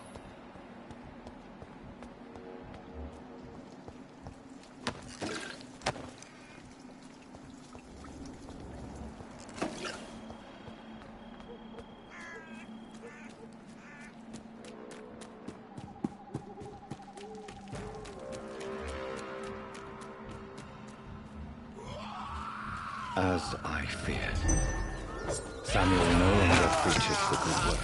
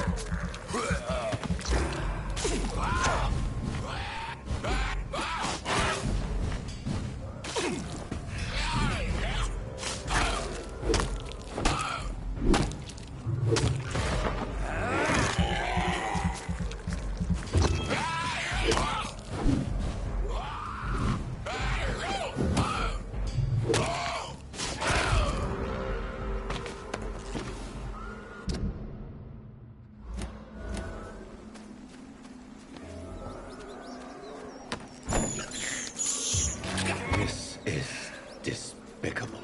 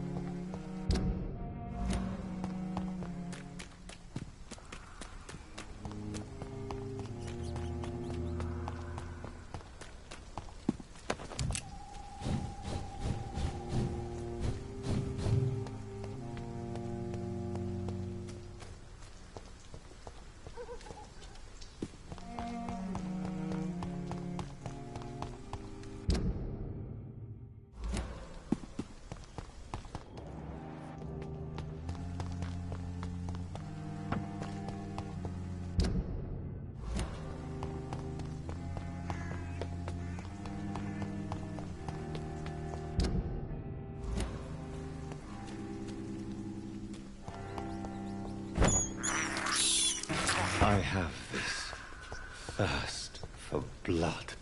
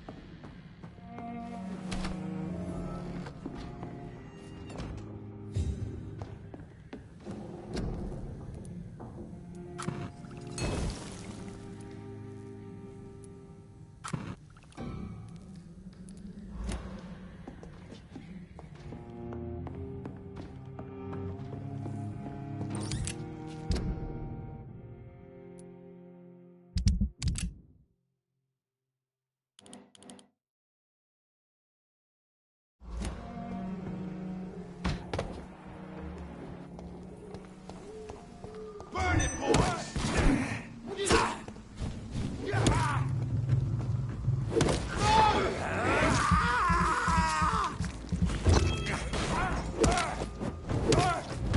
Fuck, he's dead!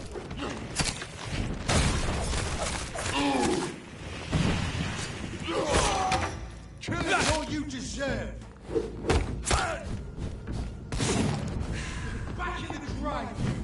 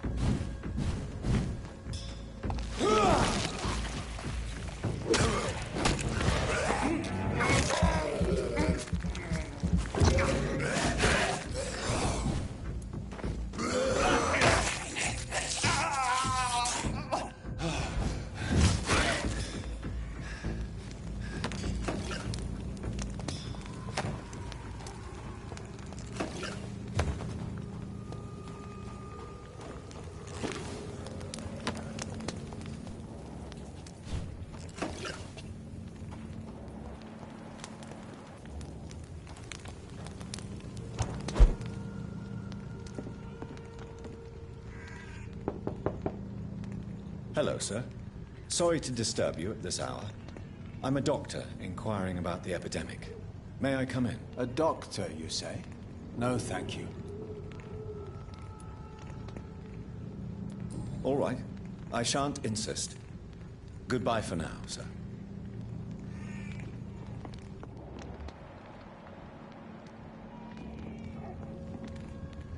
I've heard so many bad things. Good evening, sir. It's me again. Leave me alone, I say, whoever you are. All right.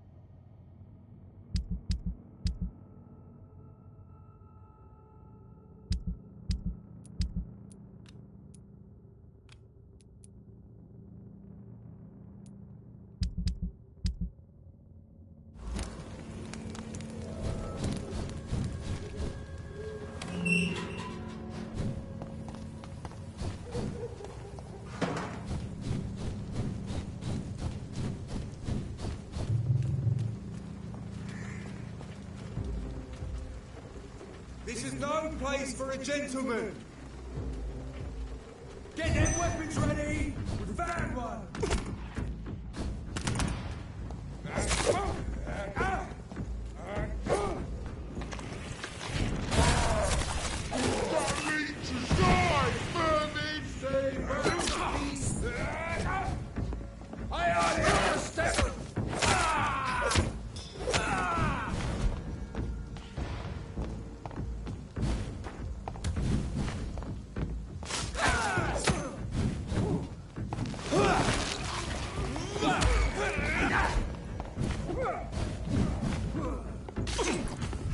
Roll back to the hell!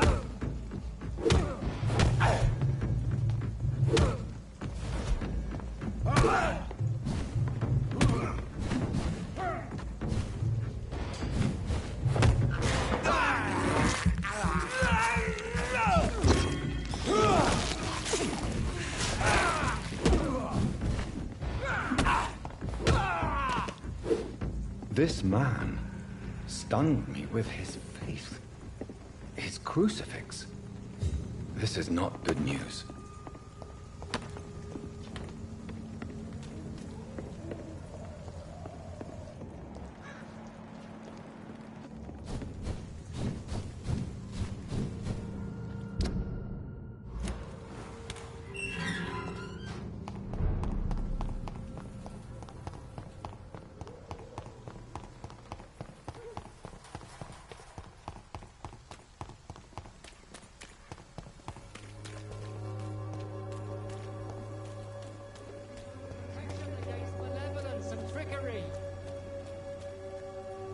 Good evening, Mr. Whitaker. It's Father Whitaker, my son. So, are you still lost in your rational? I have found... I already expected... Yes. Samuel.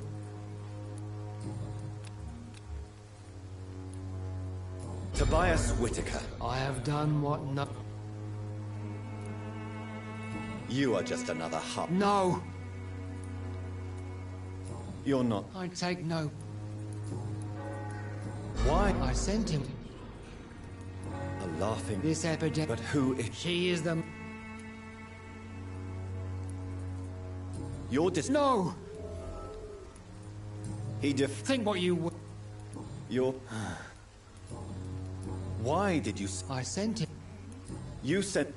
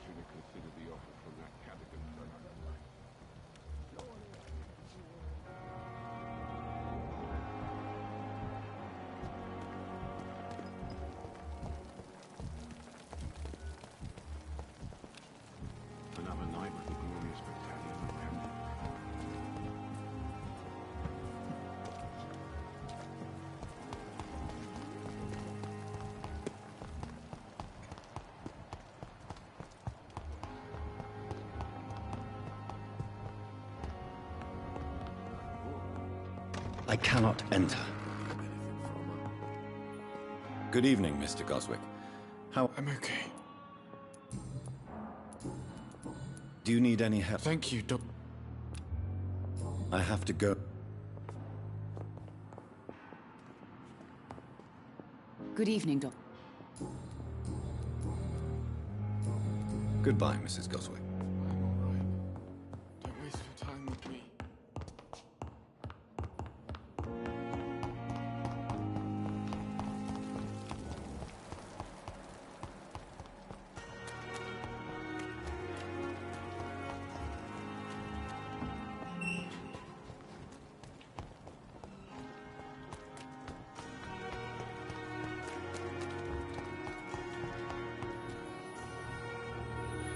Hello again, Mr. Thatcher. Do you feel any better now? Yes, this neighborhood may stink of dog shit and reek of piss, but to me it smells like the purest mountain air. Do you need medical attention? Don't get me wrong, sir. I'm certain you have your reasons. Goodbye, Mr. Thatcher. Try to take care of yourself.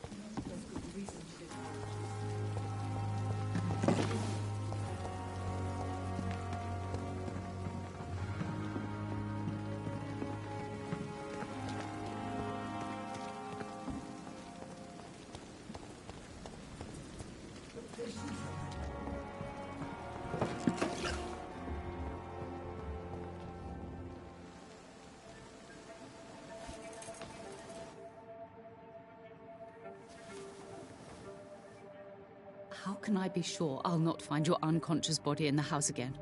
I promise you, you'll not find my unconscious body. For God's sake, how can you say such a thing? How can you refuse to listen? I tried to warn you for so long. No, I won't let my only son die.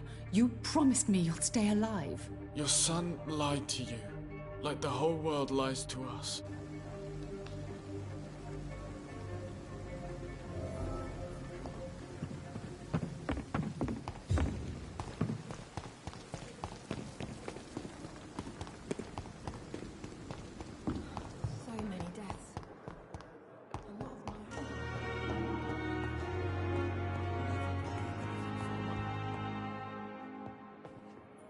Good evening, Doctor.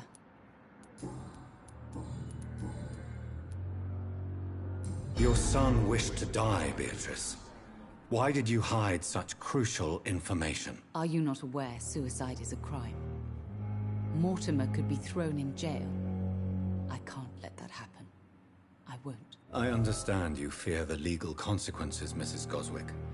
But don't you realize your silence significantly affects your son's case? All my son needs is help and comprehension. Not judgment and punishment for what he may or may not have done.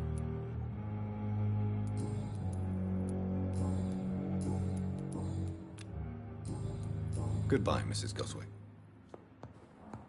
My sweet girl. Good evening, Mr. Goswick. How are you? I'm okay. Admit it, Mortimer. Your mother had you hospitalized here because you tried to kill yourself. Yes, it's true. All right, then. This is the first time we've really shared information about your case. Shall we call this progress? Call it what you want, Dr. Reed.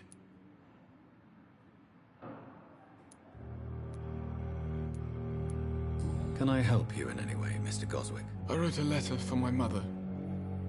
She was supposed to read it after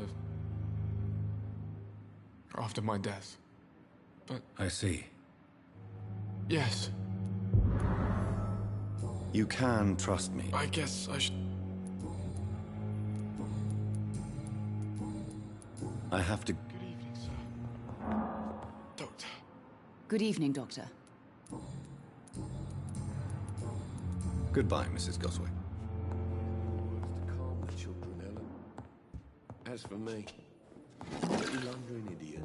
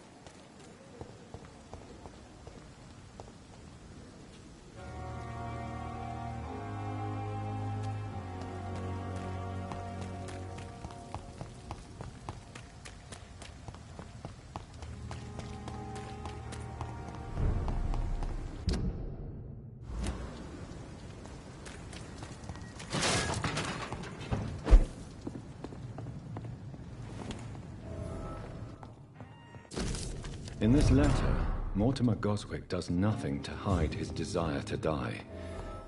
I could give it to his mother, but doing so would betray his trust.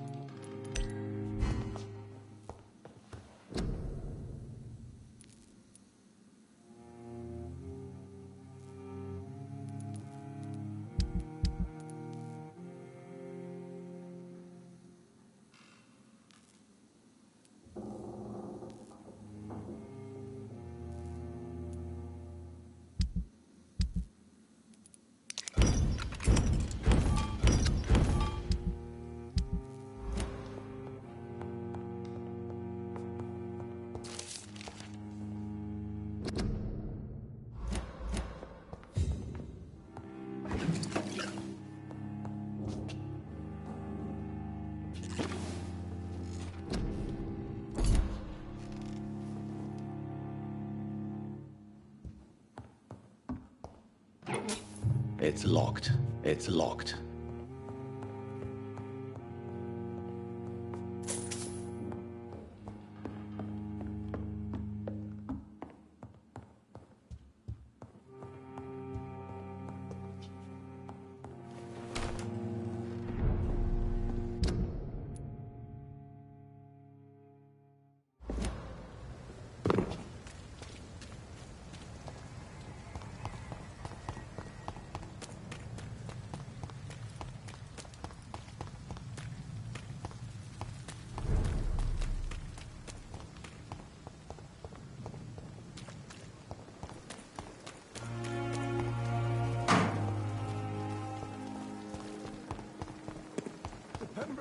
So lucky to have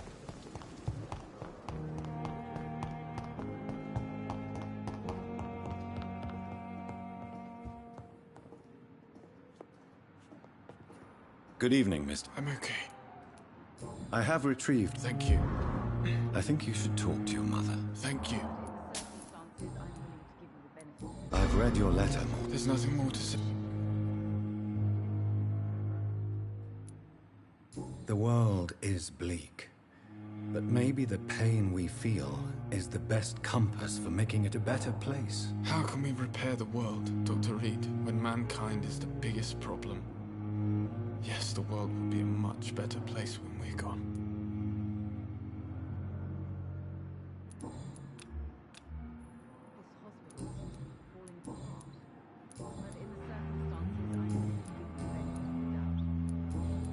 I have to go now, sir. I'm all right. Don't waste your time. Good evening, Doctor.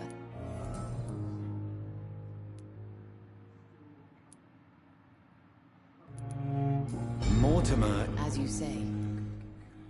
Why? I think it was What do you... Mortimer. I have... He threatened... Punish you? I've known... You really... I think about... You're right. I can't...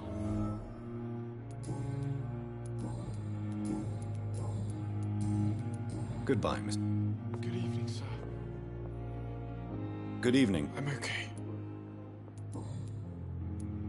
Your mother won't let you down, Mortimer. Don't you share her hope for a better future? No. I don't. Won't you even try? Do you want me to promise you I'll get better? Do you want me to tell her the same thing? I could, but it would not change anything.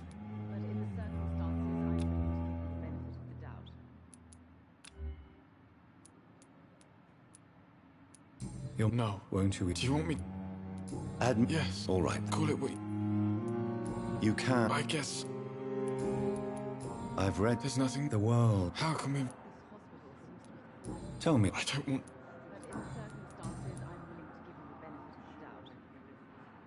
How... So pain... I have to go now. Don't waste your Good time evening, with me. Goodbye, Mrs. Goswick.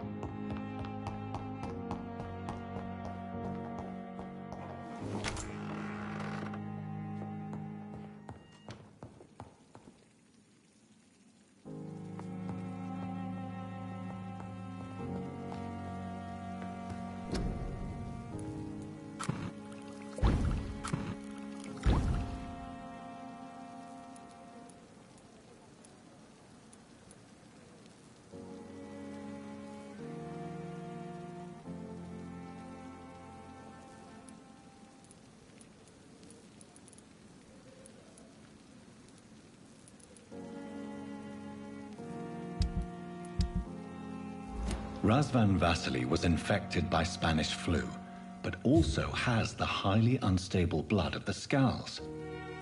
Is the London vampire epidemic transmitted through the flu? I should talk to Dr. Swansea about it.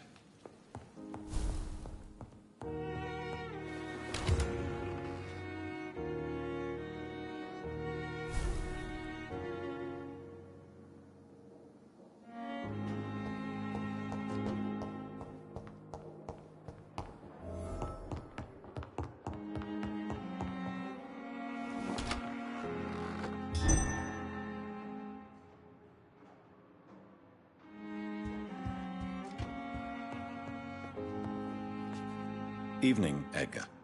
Could I get your professional opinion? Please speak, but I have something important to tell you. This strain of flu, it's very different from the one I saw in Europe. It's downright peculiar. Really? What makes you say that?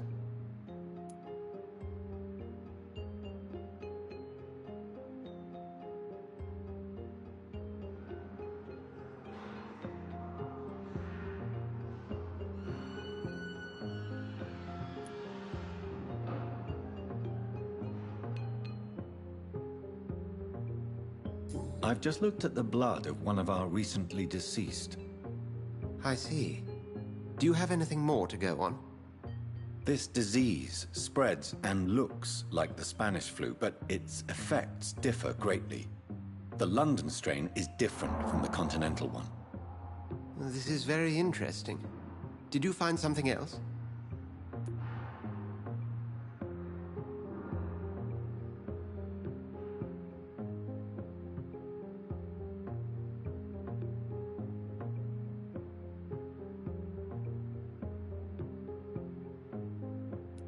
Yes. Unlike the flu, the infected begin to show an increase in outwardly aggressive behavior. More than simple agitation. Once docile people become violent. You mean like rabies? Is there a chance we could create a vaccine, Jonathan, like Pasteur? By the stove, that would be smashing. There's a lot we're not seeing here, but it is spreading, and quickly. If we don't act, the whole city could be lost. But Jonathan, we've a fantastic opportunity sitting right here in front of us. A weapon of choice. What on earth do you mean? Why, you, my dear boy. With your expertise and your blood, we could isolate the properties that course through your veins. Think about the possibilities.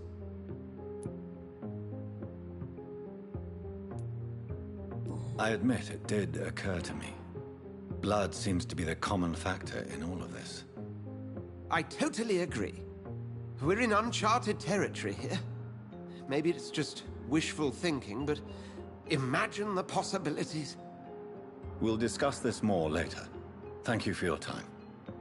No, thank you, Jonathan. But as I said, I needed to talk to you. I have some rather bad news. Yes? I'm afraid it's your sister. My sister? She's to be buried this evening at Whitechapel Cemetery. Your mother published the obituary this morning. I see. I'm sorry, Jonathan. Please accept my condolences. I need to talk to you, Edgar. Please do so. So you... Yes. A convenient... All that. If I... Well, John... Nurse... Oh, really? She was... Nurse... Do you know anything... With that... Where did... Once... They're dead. They're extreme... We'll talk later.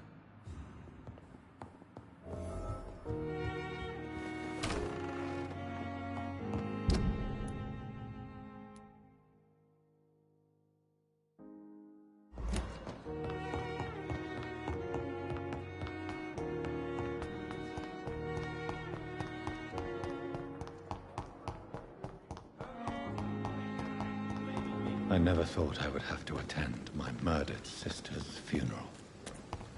Mary, I can't forgive myself. I'll find the truth about what happened to us. I swear.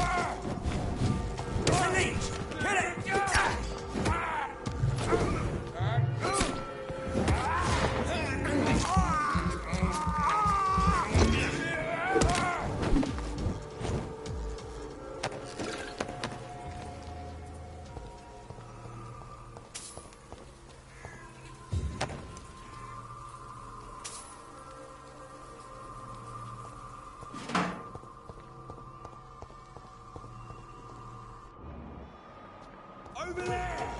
There's one of them vermin!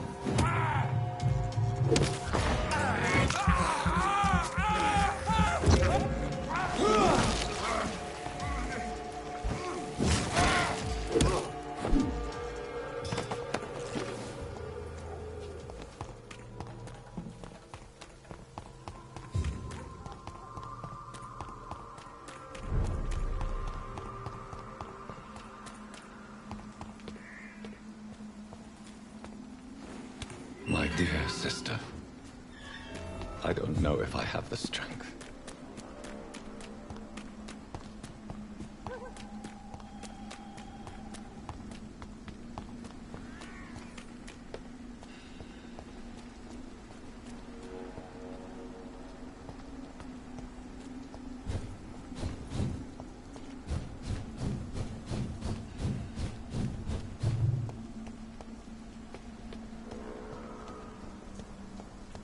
Since I can't reveal myself to my mother now, I must find a discreet spot to attend the ceremony.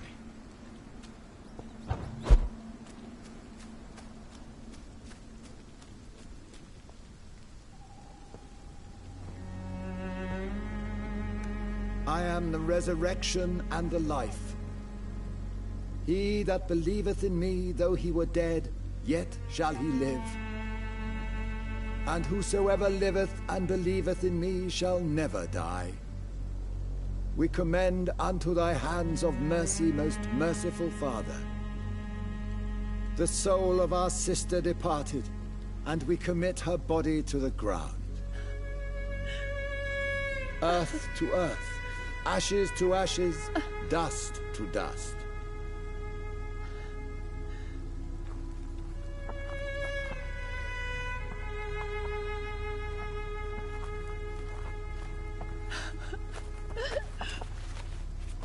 Why kill my Mary and stick her here in this cold, god-awful place? These are the legal requirements for the epidemic, madam. Oh, Avery, I feel so tired. Please take me home. Yes, madam.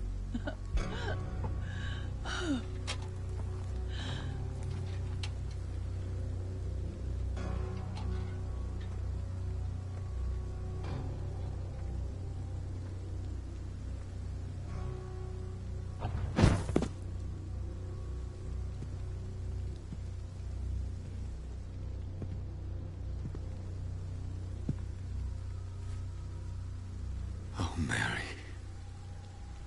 What have I done?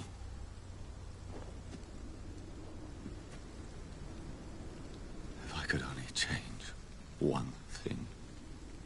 One thing. This is a nightmare. Jonathan, there is nothing you can do but accept it.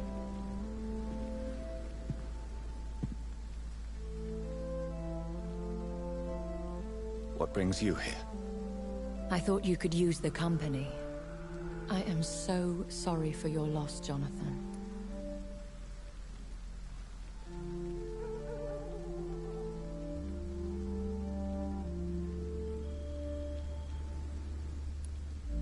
She was a good person. Vibrant, full of life. She was kindness incarnate, my Mary. You're a good person, Jonathan. And a young Ekon. A newborn cast into the night without so much as a candle to guide your way. She had been scouring the most dangerous parts of London in search of me. And it led to her death. Jonathan, don't. I still hear her last thoughts. They echo in my head. Her mind shattered, and it haunts me. Jonathan, stop. Listen carefully. You must come to terms with this. You must learn to live with what happened. I'm learning. Every night is a new lesson. What I am, what I must do to survive. But my sister, she shouldn't have suffered because of my weakness. Don't you see? You're doing the work of our enemies, feeding your remorse. We are weakest when we grieve, and the guilt blurs our senses. And so this is why you're here. To warn me. You've felt this pain yourself. You too have endured this. I don't want to lose you, Jonathan. I've lost so many friends. Loved ones I cherished. Pray for Mary's forgiveness, if you must. You may be right. Of course. I've stared upon this world for centuries, and time has taught me to deal with guilt, if not erase it. What should I do then? St. Mary's Church is not far from here. Go there and make your peace. Find the solace you need. My lady wants me to confess. No, Jonathan. It's you who wants to confess, I think.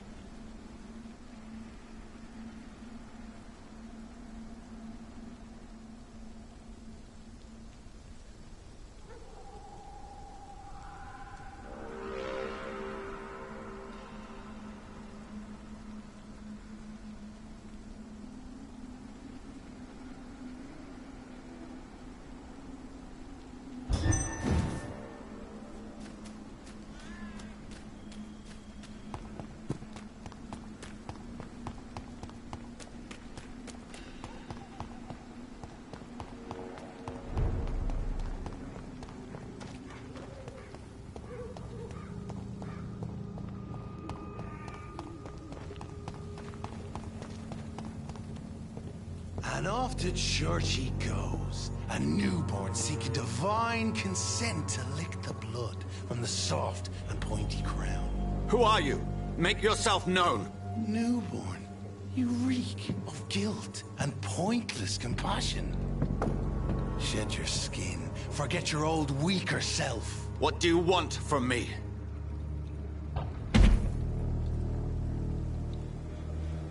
Ascalon does not approve of lone wolves who bring unwanted eyes to our pastures. So your name is Ascalon?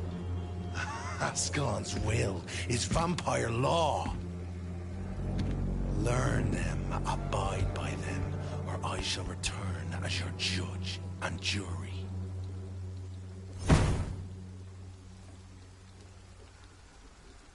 These immortals try my patience with their plans and unsolicited counsel.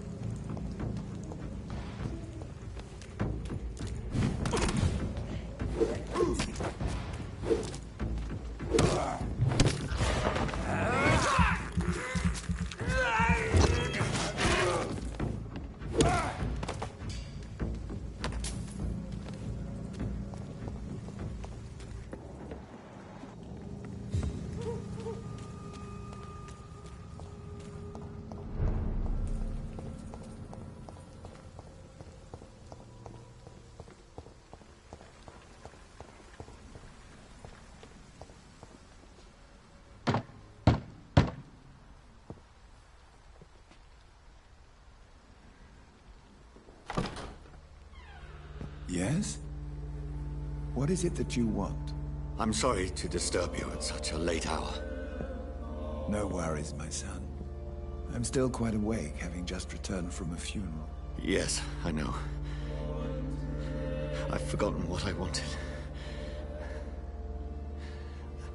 I don't know.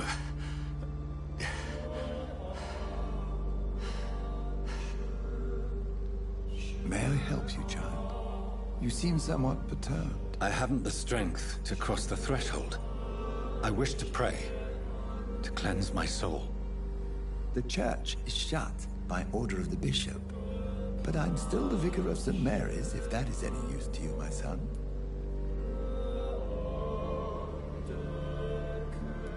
You seem to me a good soul, Vicar.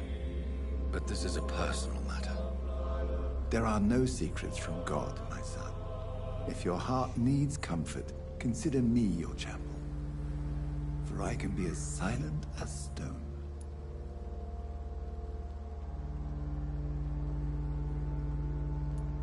I've words for one departed. They're not for living ears to hear.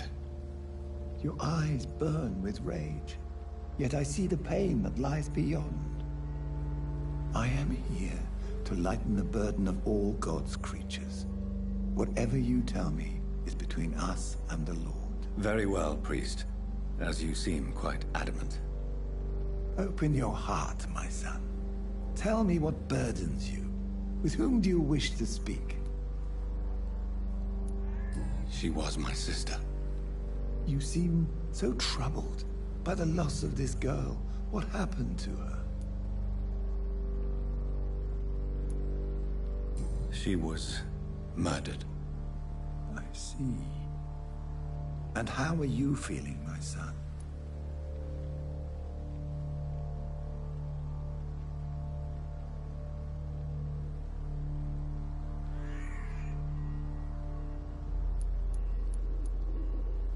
I wish I could forget all this.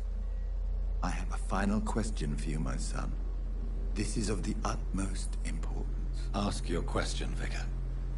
What would you like her to know?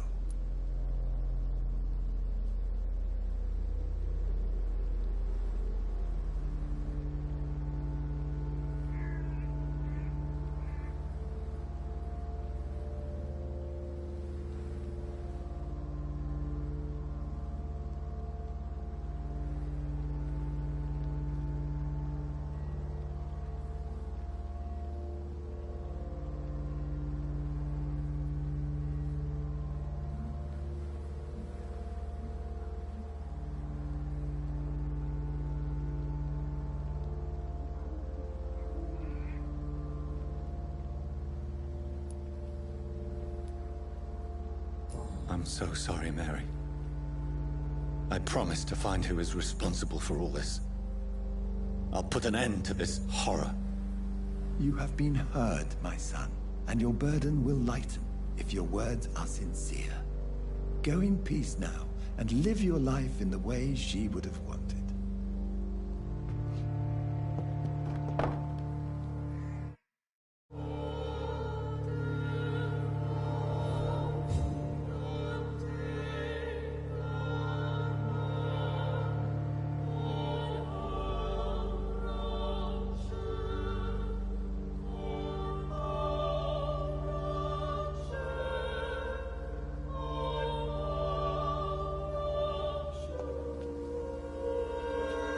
Whatever happened on this dock is between my sister and I. It does not concern God at all.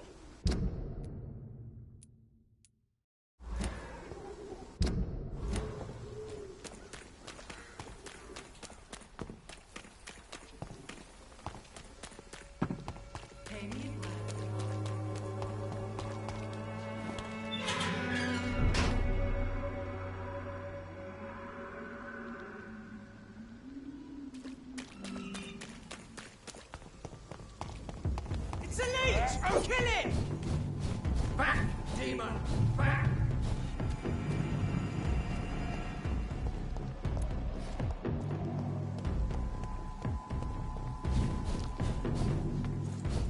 Over there! There's one of them vermin!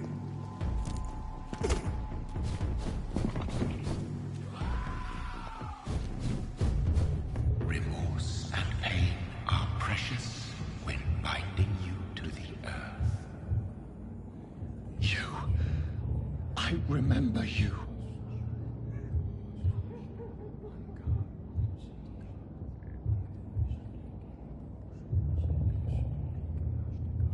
Fear be gone. I would harm no child of my making. This is your doing. You made me. Made me this creature. What are you? I am the land. You are our champion.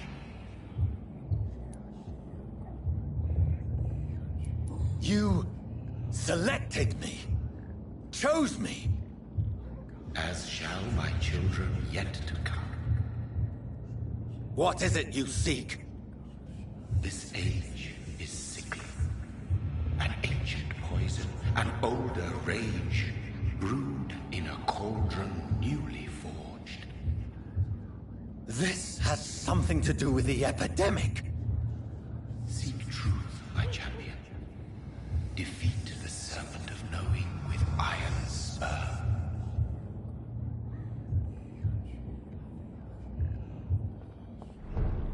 I've had enough of others making decisions for me, pretending to know how I should feel or behave. So the vampire who made me is some sort of disembodied entity? Or was he just projecting this vision in my mind?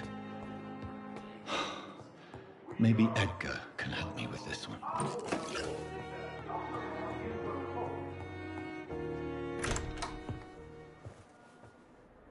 God protect us. You've got a leech in the hospital. Yes, my hospital. My mission is to heal while you go about warring. You've set the table for a snake. I wonder why there's venom in your food. I'm growing tired of your song. You're a woodsman, McCallum, not a doctor. Return to your hunt. Remember, I've a good nose for machinations. I can flare the scent at a mile. You can't hide from the god. Leave him, Jonathan. This is sacred ground. Neutral territory. And I just had the carpet cleaned.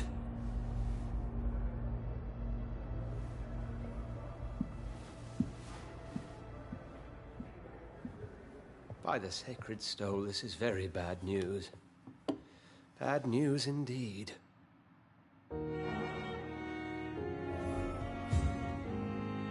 What happened? The hospital has been attacked. We have injured patients, at least one dead and several missing. This has spiraled out of control. Even the most infirm are asking to be allowed to return home. We cannot have the people lose faith in this institution. This hospital is their only hope. Of course, you're right. But we cannot afford a public scandal. It would ruin us. We must restore order, and quickly. You mentioned a dead patient. Who is he? She, Jonathan. She was Miss Harriet Jones. I found her room like a slaughterhouse. Blood everywhere. The duty nurse is taking care of the mess. Very well. I'll help you. Jonathan, please. I can't rely on anyone else. And this concerns you as it involves vampires. Someone has taken advantage of our more liberal tendencies here. In what way? Jonathan, I may turn my head when you or her ladyship indulge, but I will not allow this place to become a nest for street feeders. Please then, tell me. Sean Hampton, the man we thought we'd saved at the docks. It seems he was infected after all. So Hampton became more beast than man? Exactly. And now Guard of Prewen suspects the hospital of vampire activity. Do you realize what that could mean for us?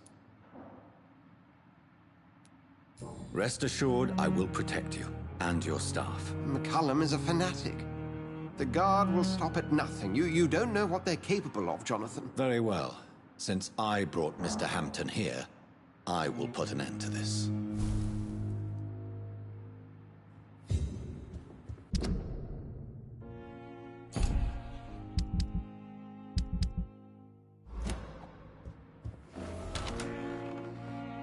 Sean Hampton lives and breathes for the well-being of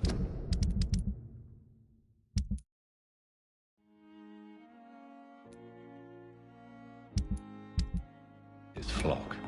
There's no other place he would go but the docks.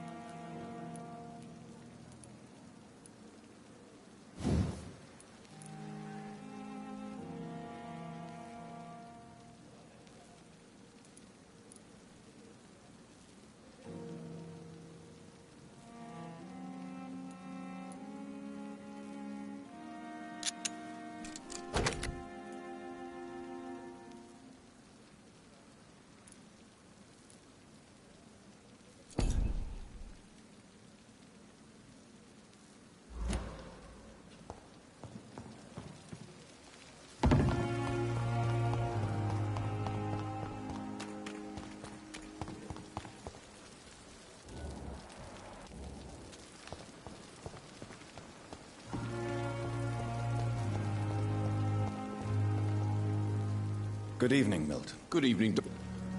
I'd like... Wise choice.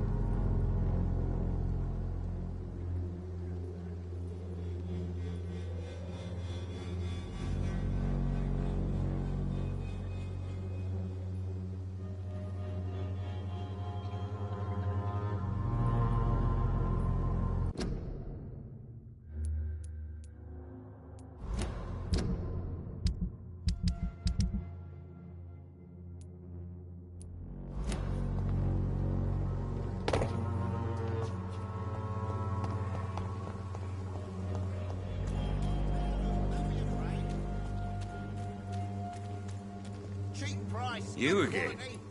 Can I offer you? Keep your medicine. There is a thin... All right. Goodbye, Miss... Fancy... You never... Do you need help? To be honest... I don't... Really? Goodbye for now, Mr. Lewis. Where's my money? Fancy... You never... Right then.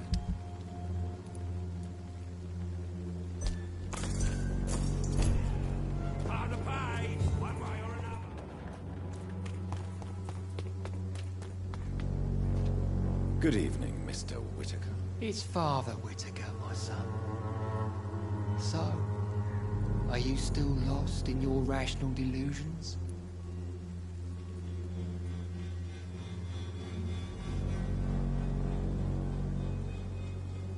Don't you fear getting sick yourself, Faith gives me all I need, my son. If I must fall, then so be it. No doubt your faith will prevail, but let me give you some extra protection against the devil's work. Medicine. Blessed be your generosity, my son.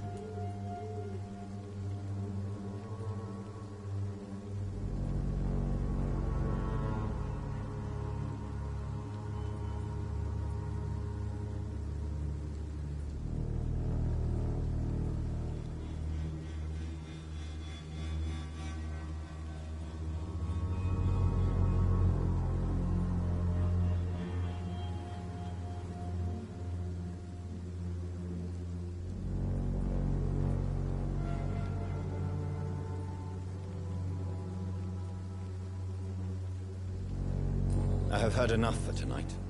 Goodbye.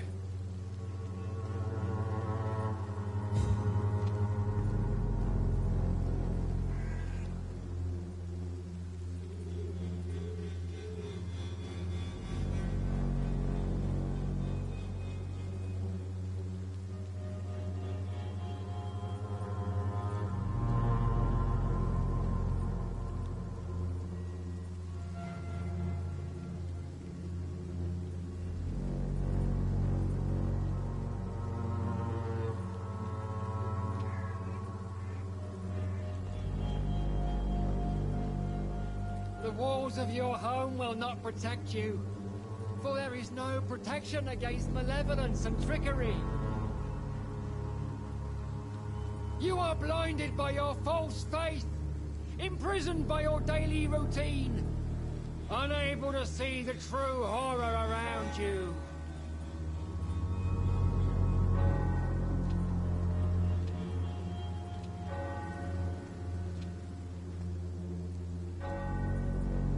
Soon the time will come when you will all be judged for your sins. Even now, he judges your words and actions. The wars of men should not be your main concern. The disease upon us is not an accident of nature, but the punishment of a divine will.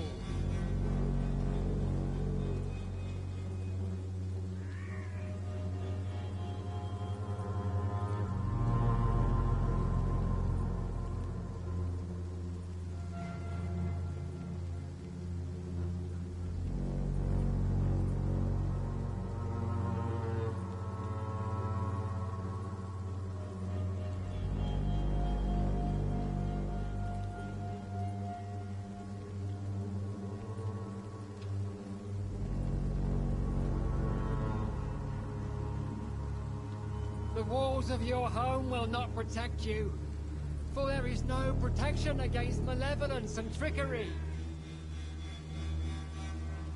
You are blinded by your false faith, imprisoned by your daily routine, unable to see the true horror around you.